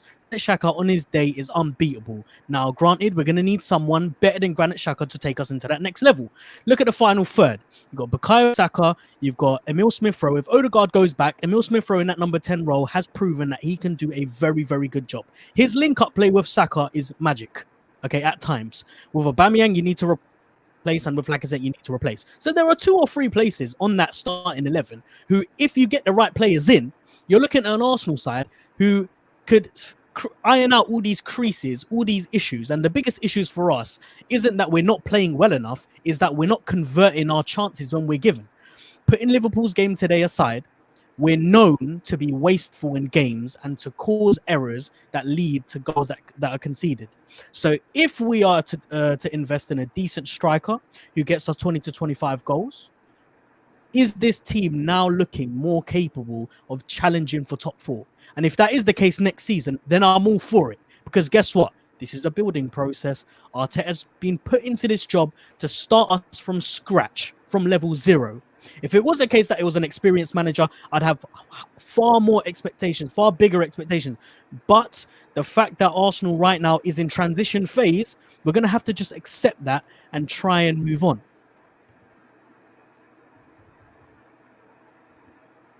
Yeah, no, look, I get what you're saying, definitely. But like I said, tonight highlighted for me, I think I get what you're saying. We're not a million miles off. Like, we've a good starting 11. The problem is, over the course of a 38 game Premier League season, you're not going to have that starting 11 week in, week out. We definitely don't have the depth. And like tonight, okay, look, we're missing Granit Xhaka, who a lot of people are saying isn't good enough to play for us. We're missing a David Luiz, who a lot of people are saying we shouldn't have re-signed for this season, and we definitely shouldn't sign for next season. He's 33. Look how big a miss those two guys were. You're in the bowl there, Anthony. We're missing two kids. We're missing, Smith Rowe and Saka. And yeah, look, these kids are phenomenal talents, but we should not be relying on two 19-year-old kids. Yeah. That's four players there with that team. Like, where's the depth in this squad? Like, this squad needs a hell of a lot of work. So I know people are saying, look, we're only 2-3 signings off. I don't think we are. I think we're about 5, 6, 7, 8 signings at least. Yeah, if you're talking about depth, I agree. If you're talking about squad depth, you're absolutely bang on right. But for starting 11, you got to start from somewhere, right? It's not going to happen overnight. This is, like everyone said, this is a 2 to 3 season transformation. And the question is, are we? And I know the league table says otherwise, but from what we've seen of Arteta and from what we've seen with the signings that have come in so far, are we headed in the right direction? Are we making a start to push into a direction that looks promising? Or are we looking at somewhere that is declining? We are going in the... I believe we're going in the right direction, but the trajectory is not 2-3 seasons.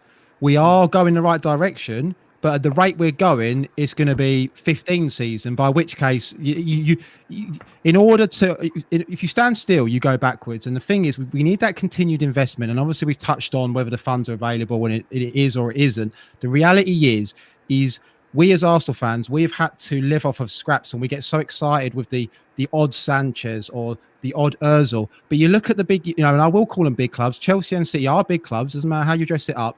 They will go and spend the 50, 60 millions, and then that player won't work out. Well, okay, it didn't work out, no problem, but they'll throw another 50 at the next player, and he might be okay, but the third time in that position, they'll get it right. It has to be continued investment. You're going to be very lucky if we can make 2 to 3 top quality signings per year who just slot straight into the first 11. They adapt to the Premier League if they're coming in, and we immediately improve our first 11. And then on top of that, they also have to stay fit, because if they get injured, you're back with the previous 11 you had. And as we've mentioned before, it is a squad game. And this is why City clean up, because they do have those first 2 11s. The reality is we're never going to be in a position to get 2 decent first 11s. We need to try and improve the first 11, but it is not. I don't think it's a 2 or 3 year process with or without Arteta.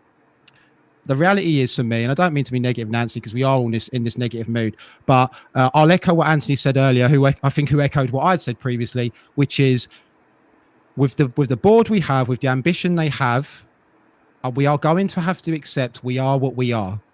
Oh, I know we say we're a big club, but I'm not saying we're going to go down, don't get me wrong, but what I'm saying is no one's too big to go into mediocrity. Nottingham Forest have won European trophies. Leeds were gone for a while. I'm not saying we're going to go down, but what I'm saying is we've got no divine right to say we're a big 6 club. We've got no divine right. You're only as big as what your recent history suggests. And the reality is we barely make the second biggest team in London because Chelsea are streets ahead. But they've got an owner that cares, and he threw 200 million in the summer, and he will continue to throw money at it until he gets it right. But Scott, you don't need to spend 200 million. Look at what you don't have to spend 200 million, but you've got to reinvent the team, because the thing is, so the thing is, every summer you've got to look at your weak positions. You've got to try and get out the players that are deadwood who aren't actually working. So hopefully they're not on too high wages where you can shift them. But you've got to remember, as every year passes, your good players, quote unquote, are also getting a year older.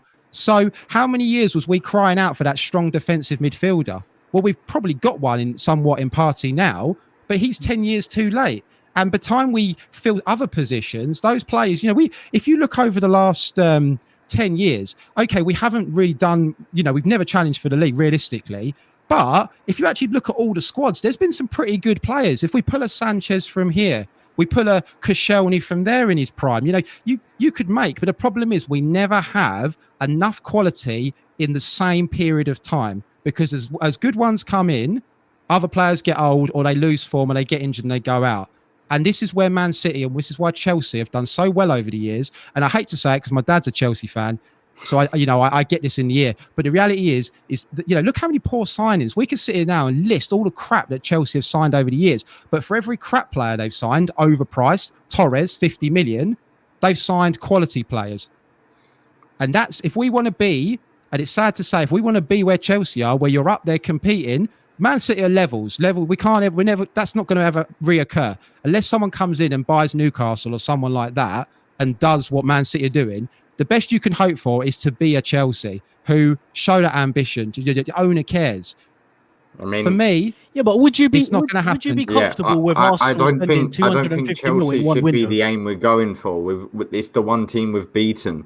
Sorry, Farhan. I know I've butted in, so I'll let you go. No, go on. No, you go. You go. I just wanted to make the point that, look, you don't necessarily need to spend 250 mil in a window. All you need to do is spend wisely. And if there's one promise, if there's one thing that I've taken that I can grasp a little bit of hope from, is what happened in January. What happened in January, no one was expecting it. We all had in our heads what we wanted the club to do, and this was the first window I can remember where they did exactly what I wanted them to do and more.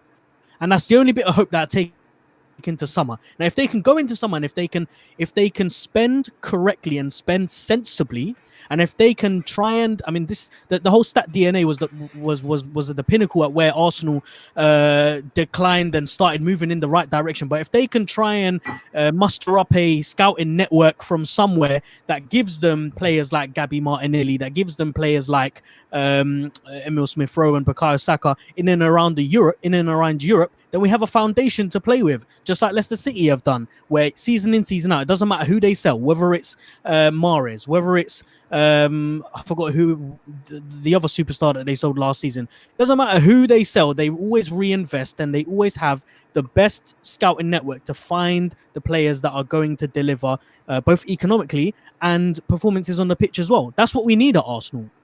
Yeah. We need a system in place. 100%. I think the problem is, like, we're comparing ourselves again to Liverpool and Scott. As much as I agree with some of the stuff you said, we can't compare ourselves to Chelsea. We don't want to get to that level. Like, we've beaten Chelsea. That's not a team we want to be getting to. As much as I agree they've done well when they're spent, they've only just realistically started getting to levels that we want to be at. If we're going to really improve, we want to be aiming for them Man City's, Man United, where we were before.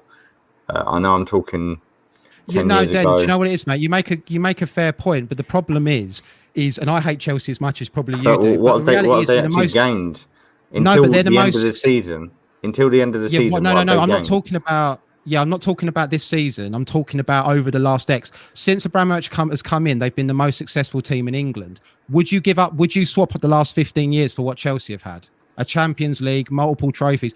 I'd happily give up the last 15 years to have had what they've had. Yes, we are bigger. Yes, we have a bigger fan base, better history. We've been at the top of the game pretty much, majority of the time the club has existed. Chelsea haven't. I understand that. But the last 15 years, if you was if we're not careful, we're going to lose a generation. Now some people on these streams I don't think it's that deep. That's just my opinion. I don't think it's that deep. I think fans know that we're going to get to a good position. Do you? Do you believe that? We've touched on this before in Anthony's podcast. I went on Farhan's podcast and we spoke about how busy this summer is going to be. And I think it is massive and imperative that we get certain business done. I think there's certain players we definitely need to sell. I think if we don't sell them this summer, then I'm going to speak for Dave here, who was just on, out and out gunner. Big shout out to him. The proof is in the pudding. That was a quote I heard from him, and I've loved it ever since. So big shout out to him for that, because it's the best quote I've heard on the pod, to be honest. That's such an Irish saying. Yeah, no, I love it. I loved it. I heard it last night. Can I put a question to everybody here? What does everyone feel confident that we'll do what needs to be done this summer No. in order to challenge next year? No, I won't say Honestly. that. No. I think 2 of the 4 players that should be sold. That's my personal opinion. Yeah, no, I'll be honest. Like I said the other night, with the whole, Bukayo Saka scenario, I know we're not in that situation yet. I do feel we will eventually be in that situation because, as I said, I do think guys like Bukayo Saka and Tierney and all those guys that we love, they're only going to stick around so long because these guys have ambition, and rightfully so, and you want them to have the ambition. So I do think eventually, that's why I think it's a valid argument, because I do think eventually we are going to have this problem where we're going to be faced with, City or whoever comes in for them, or we're going to have to make a decision. But my biggest problem is, look, sell them in the morning and you get whatever you get, 150 million, you get an amazing figure. And what do we do with it? Do we go out and buy another Pepe for 70 million? That's a lot of money not well spent. Rome wasn't built in a day. Yeah, like There's no guarantees. I don't have the confidence. I don't have the confidence in our guys to invest it. Like, you look at Leicester, received 80 million for Harry Maguire, and they had a smart replacement in Soyuncu.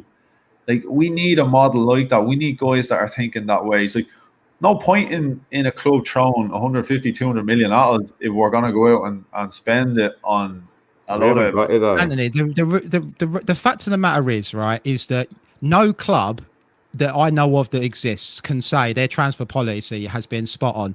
Every club makes those mistakes, right? We have not got the most, even if you had the best scouting network in the world, you're going to sign duds. You're going to sign someone that on paper, he might have the Premiership experience. He might be absolutely perfect, but it just doesn't work out. Di Maria went to Man United, didn't work out, back to PSG, and he's just kind of carried on. He's been a quality player. Sometimes it just doesn't work out. The thing is when you can afford to spend that money, and just like Man United, they've wasted 80 million on Maguire, but at the end of the day, we all know at some point he'll leave and they'll spend big on another defender. They were buying Ferdinand for 30 odd million 25 years ago. They've always been big spenders.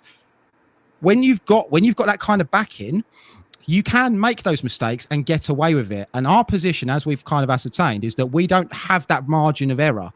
We have to, in order for us to succeed, we need to be able to recruit and assume that it's going to work every time. And unfortunately, we're kidding ourselves. It's just not going to be the case. We are going to waste money. And I wish I could say it wasn't the case, but it is. Yeah. Oh no, definitely. Look, like for every 5 players you sign, if one works out, you're doing well. But this is why I think we've just got to be really careful. I don't think we have been in the past. And look, I attributed a lot of it down to the last couple of years, the Reus and Yehi. I don't think there was any structure, any thought going into any of our signings over the last 2-3 seasons. I think it was a case of, I know a guy who's an agent of a guy who happens to be available for X amount. It's in there, the little black book. Exactly. Yeah. And again, and Sam, I don't know, you might not agree with this, but this is why I was kind of looking at Arteta in a sense as well, and giving him a little bit of leeway, because I honestly believe Arteta's first real signing was Thomas Partey. I honestly think everybody else was sort of handed to him and sort of said, here, this is kind of what's been done for you. Like the likes of Pablo Mari, like, was that an Edu kind of, I know a guy from the Brazilian league who's available, and we've seen all the Sanyehi signs, and we know, like, everyone who have signed while Emery was there. So this is why I have a little bit of confidence coming towards the summer that Arteta is going to be able to actually have a bit more recruitment. Maybe you don't agree, maybe you don't see it that way, but maybe I'm fooling myself with a bit of false hope, saying, he wanted Willian as well, didn't he, Arteta? He wanted Willian. He thought Willian was a good signing for us. Unfortunately, it didn't work out very well so far, did it? Do you think maybe Edu might have had a bit of part to play in that? And maybe Edu said, look, here's a Brazilian guy, and maybe on paper, this is an easy first signing for me. I'm only in the job. He's a Brazilian guy. He's got a proven track record. He's in London. He's Premier League proven. He's a handy safe signing. On paper, he's a safe signing. Yeah. Ticks the box, Exactly. doesn't it? But it Exactly, and unfortunately, it didn't work out very well so far, did it? I mean, his first game looked very good. Everyone was gassed after that first game against Fulham, and then it sort of just went completely west from there, didn't it? Just completely downhill from there. But I mean, who exactly identifies the players we want, though? That's what I would like to know, because there's a team there sitting there. You got to do. You're supposed to have Arteta part of that now as manager. He's supposed to be able to identify players. You got that what's his name? That Vinay, guy. Yeah, Vinay. How much is he? I mean, isn't he just supposed to be to do with the finance of it? I mean, he's not a football guy. No, so it's a do, isn't it? It's got to be a do, and Arteta who's identifying the players we want to buy. So it's got to be down to them. And so I want Arteta to be able to identify his targets, and we'll see who they are. And you know, because you're completely right. Raul was just basically, and that was the whole conflict I think that was going on behind the scenes between him and Sven Mislintat and all of that going on there behind who was doing what, and they were stepping on each other's toes with recruitment and everything. And Raul was definitely just going through agents, and just that whole Pepe thing was just a complete farce. As we know, there was just loads of payoffs, backdoor, under the table payoffs, and everything, just complete mess. Right. Even though he did look like a good player at the time, let's be honest. I mean, he came with a good reputation, but of course we overpaid, ridiculously overpaid for him compared to what we can see we've got Saha for and things like that. But you're right. It's all about the recruitment. That's what it is. We've spent. I saw this not long ago. During the last 5 years, we've spent the third most amount of money in the Premier League. Total net, and so what have we got for that? That's the thing. It's down to the recruitment. It's the players you're buying, and there are so many teams now you can see who are doing smart recruitment and get so much out of it. I mean, look at the likes of West Ham. There's some of those players they bought now are working out incredible for them. Souček, Kufal, great signing. Incredible. I think it's incredible to watch. Wolves have had their eyes on Portugal. They've had their scouting network in Portugal. They've got in some great Portuguese players we've never really heard of have become really good players. It's like the likes of Leicester, the recruitment they did. They put that team together that with Ranieri, who did a great job as manager. They won the league in 2016. They were 500 to 1 or something like that to win the league. I mean, they were Leicester. I work in the bookies. Leicester were 5,000 to 1. Was it 5,000 to 1 to win the league? 5,000 to 1. Yeah. Right. I know someone who backed them. The thing is, it's a double-edged sword, isn't it? Because not only has our recruitment been poor, but our sales have been poor. We never get value. We let the contracts run down. I know it's been discussed to like the nth degree, but again, I go back to Chelsea. I mean, didn't they get like 50 million for Luiz when they sent him to PSG? And eyebrows were raised back then. Yeah, I know some clubs get lucky, like Liverpool. They got lucky with the Coutinho situation. I mean, how could you turn down 120 million, regardless if he was your best player? At that time, it was just a no-brainer. Tottenham. But then the flip side is they recruited well with that money. Tottenham got the Bale money and spunked it. But as I say, it's probably one for another debate. But it's not just about the recruitment; it's about the selling, and that's what's got us in this hole. We've got no money and no assets, really, or very few assets, and we just have to accept it. I think Sam put it brilliantly about Wolves and Leicester. I think they are really big teams to look at in terms of how we can build. You look at Pedro Neto. How many of you knew of him in the last 2 years? I didn't have a clue who the guy was. I'll be honest with you. And now I look at him and I'm sitting there playing FIFA some days and I'm like, the first player I'm going to sign is him. And in my fantasy team, the first player I'm going to get is him. He's getting assists here or there. He's only like 19, 20 years old as well. It's incredible. And he's one of their best players. Jimenez has been out all season and they're not even having a bad season because of this little guy. Players like that is where you get your money. Obviously, I don't think Wolves will hold on to him forever. The thing is with Saka, we were touching on earlier, and I think it's good to bring up again because we've been talking about how Chelsea sold Luiz, how Liverpool sold Coutinho. We'll go back to the moment where it's not about us right now. these players, it's going to be in their hands. They're going to get teams like your Real Madrids, your Barcelonas, your PSGs coming up to you with 70 grand a year or whatever, your 70 millions a year, whatever you want to earn. I don't know what it's going to be like in 10 years' time. These players like Saka, Smith Rowe are 10 years old. Like, realistically, in football, they're 10 years old. They've got worlds to live. Saka's got about 15 years of football to play ahead of him if he carries on the way he is. As long as he doesn't get injured and doesn't get these ACLs or whatever.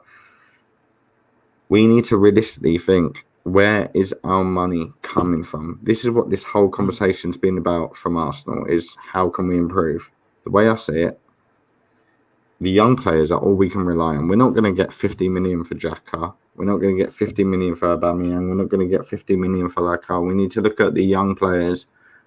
We can go on about Aziz. We can go on about the board. We can go on about Balogun. Balogun, for me, I think if the truth is right, then he's asking for too much. Get rid of him. Let them go. Yeah, bye. Yeah, definitely. But I think we need to just think where the money can come from. And we need to start thinking about that realistically, because this summer, we've already spoke about this, but I think realistically, we're going to make about 50, 60 million if we're lucky. I think we'll sell 3 of the 5 players, 20 million each. I'll take it right now because I'll be lucky if we even get that. So we need to start jumping on board and thinking, right, who do we want in? Like, players are saying, let's get rid of this. Sulz was on earlier. I'll talk to him tomorrow, but saying we need to get rid of all these players. But who do you want to replace? We need to get rid of the manager. But who do you want to replace him?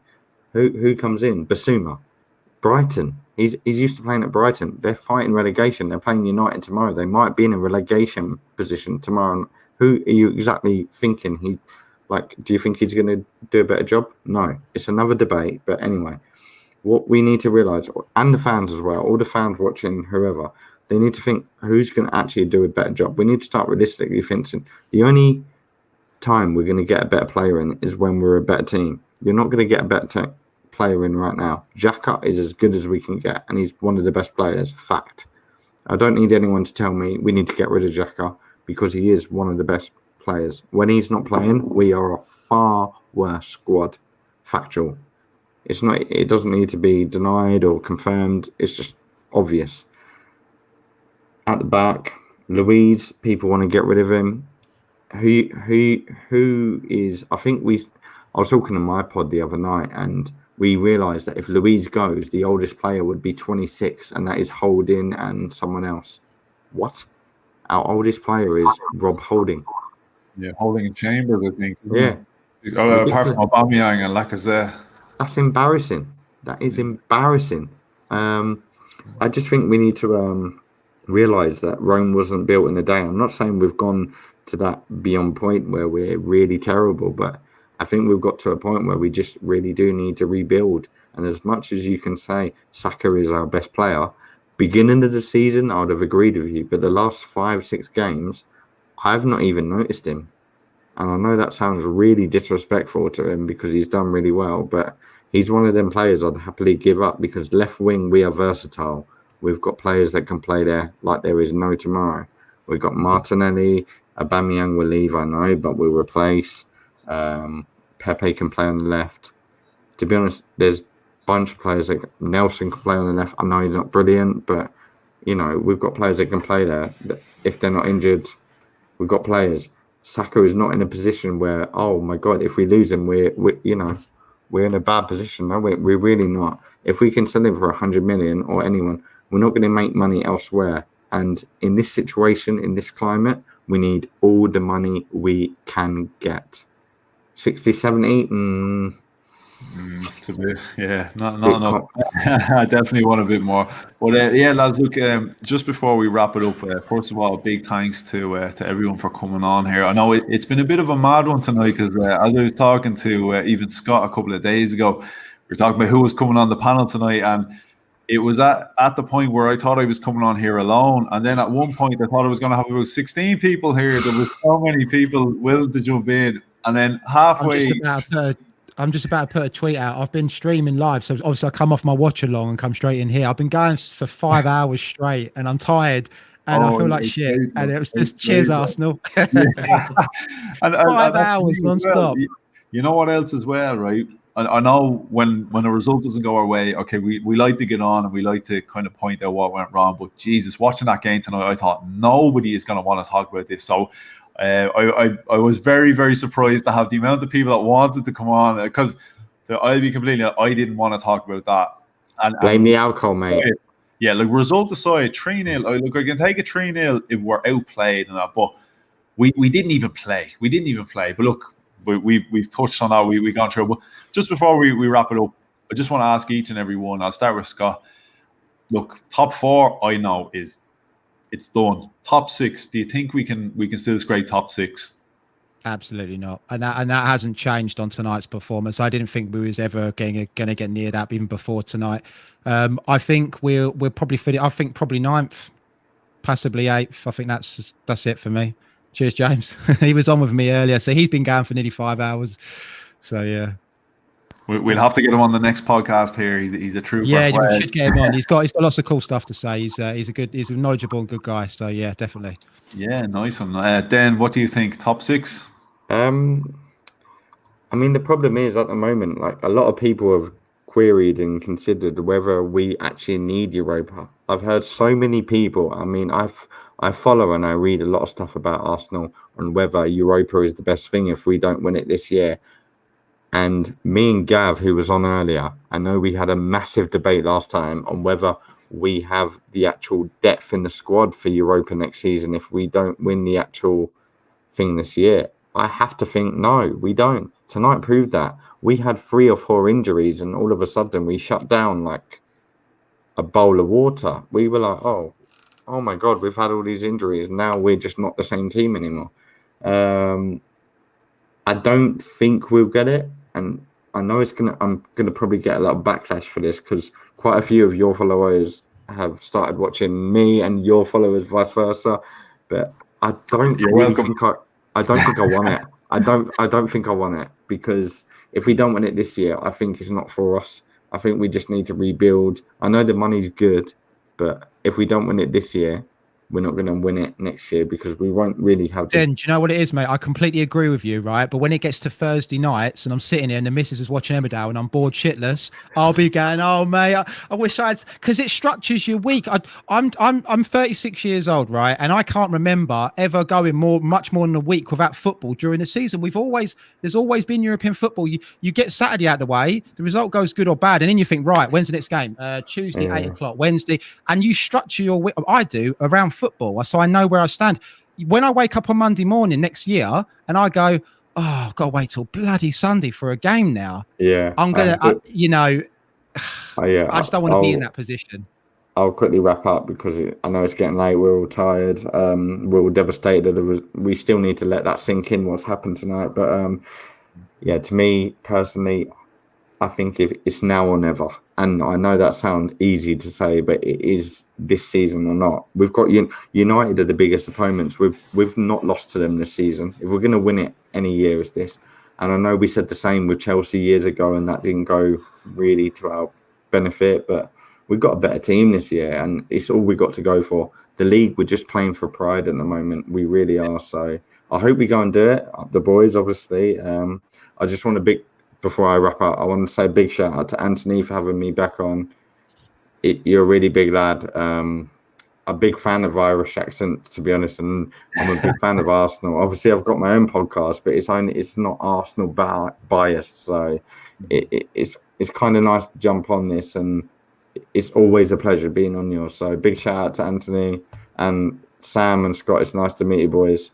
Yeah, nice to meet you, mate. Yeah, I'll subscribe and look forward to meeting you again soon. So cheers, Ant. Absolutely. Hey, anytime then, we definitely have you back on, and I will get you all to give yourselves a shout out on your channel. But I just want to ask Sam the same question as well. Sam, what do you reckon? Is European qualification gone with the Premier League? Definitely, we've got no chance of top 6. We just can't get the results that are needed, and we're so dependent on all the teams above us dropping those points at the same time. It's just not going to happen. It's not realistic. So that's what it is. I our only chance in Europe is to win the Europa League and get into around the back door into the Champions League. Do we have any? I mean, like what should we say? Should we be in the Champions League next season? You look at our squad, probably not. We're probably not good enough to be in the Champions League, but no doubt. I would take it. I would take it any day. I would take it any day of the week because it's a great competition to be in. You're playing against better teams. It's you can only learn from it. It's only a good experience, and it's the money. The club needs the money. The club needs the money. We need the prestige as well. We're supposed to be at that level, so if we can get in there around the back door, there's nothing wrong with that. It's just going to improve the players. It's going to give us money that we need. If we don't, then that's it. We're going to be outside of Europe anyway. If we don't win the Europa League, because that's our only chance, realistically. And unfortunately, I think that's detrimental to the club. I think Arsenal Football Club should be a club that's in a European competition. That's the level I think we're at. When we're not in Europe, it affects us financially as well because we're actually set up for Champions League football. And being out of Europe completely after 3 seasons of losses and after a year of COVID with absolutely no revenue, are we talking about bringing in players? I mean, it's gonna hurt our chances even more. It really is. We've got to be realistic about this. So, and who do you bring in? What do you mean? Who do you bring in? What are you talking about? You said there's no players in the world. No, but who would come to a club with no Champions League or no Europa League? Who would you bring in to improve this squad? You can get anybody you want. You don't need European football if you pay the going rate. Pogba went to United. He was meant to be this world-class player. We haven't got the money. We haven't got the money. No, I know. We know that. But what I'm saying is... we actually do have the money because we pay Aubameyang 400k a week. We paid... we do have the money if we want to. Yeah, if we really, really want it, I guess. Look, if we managed to get bought by a billionaire, if that ever happened, maybe we'd have money. But that wouldn't happen to Arsenal, would it? You wouldn't have a billionaire owner. We're not going to go out and spend 100 million on players. We've got to be smart on the. That's what we're talking about. The recruitment has to be smart. We have to go out and buy the right players that are going to fit into our system. And I'm not against buying Premier League players because they're Premier League proven. They've shown what they can do, and you can see other teams they're playing well. We should look more in that direction. You take a big gamble going to other leagues. I mean, look at Chelsea. They're 200 million. Kai Havertz, what's he done? Timo Werner, what's he's done? They're taking a big gamble with that, and so far, Thiago Silva's had a very up and down season. You're not guaranteed to when you spend big money. You're not guaranteed. So I'd much rather go for someone that's proven. We know what they're like. They're in the league already, and and go that way because it's worked for other teams, and that's something that can help us. We need to. If we just take one step in the right direction, it's a step in the right direction. You don't have to jump. We can learn to walk before we're going to run. We just have to take one step in the right direction and move in the right direction. That's all we have to do.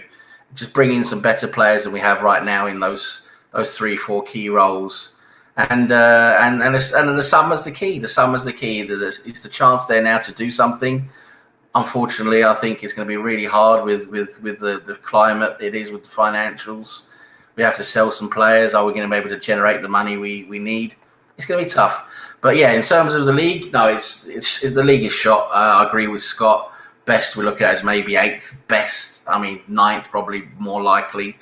And are we going to win the Europa League? I think we have a decent chance because I think Slavia Prague are a team we can beat. I think the next team will be where we would hopefully meet in the semi-final. It's either Dynamo Zagreb or Villarreal.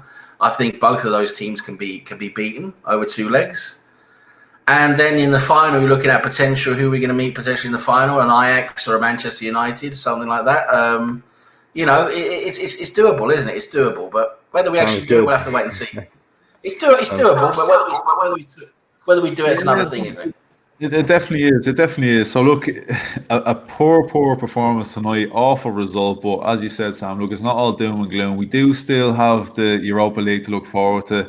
We have, if we show up, a very winnable tie against Slavia Prague. So look, league-wise, Europe is probably out of the picture. But in the Europa League, look, who knows? Because Arsenal being Arsenal, we show up one week, we won't show up the next. At least with the Europa League, like I've said, we at least get 2 bites at the cherry. So if we can do enough damage in one of the legs, we might scrape through. But we still have that to look forward to.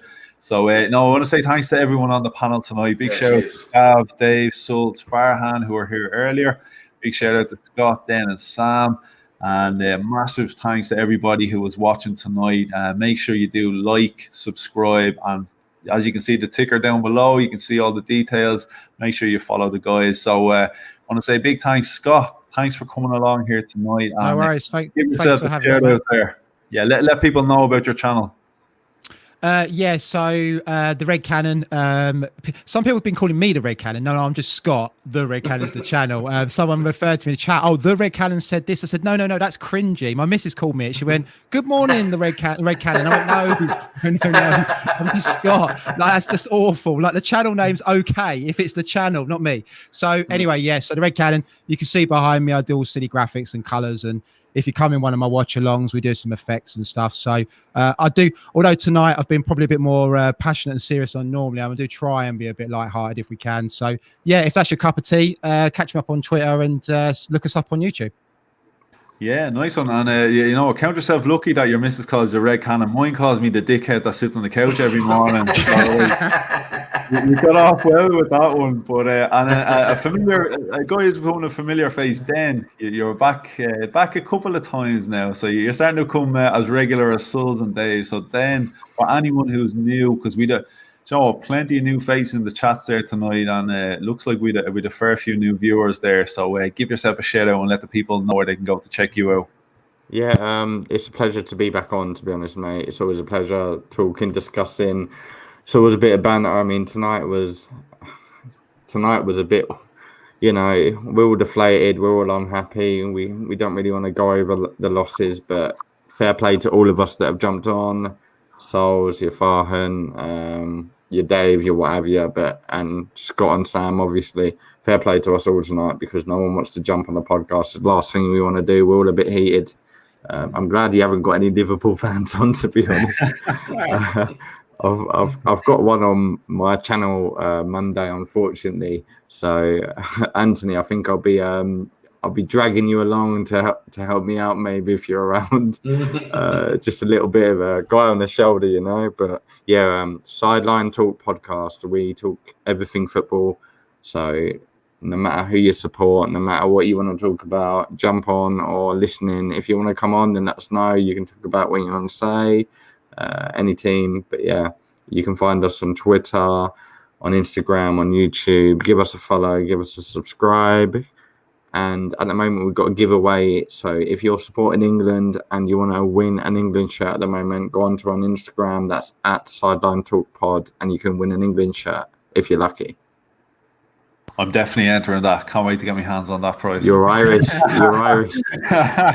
You're Irish. No, like you said, look, tonight it's been an emotional one. Enjoyable again, though, because like I said, I do apologise to especially the guys on the panel, because like I said, I wasn't expecting as many as came on tonight. I like to keep it, if I can, 3 or 4, because it's hard sometimes to structure anything with 3 or 4 and everybody to get a fair point across.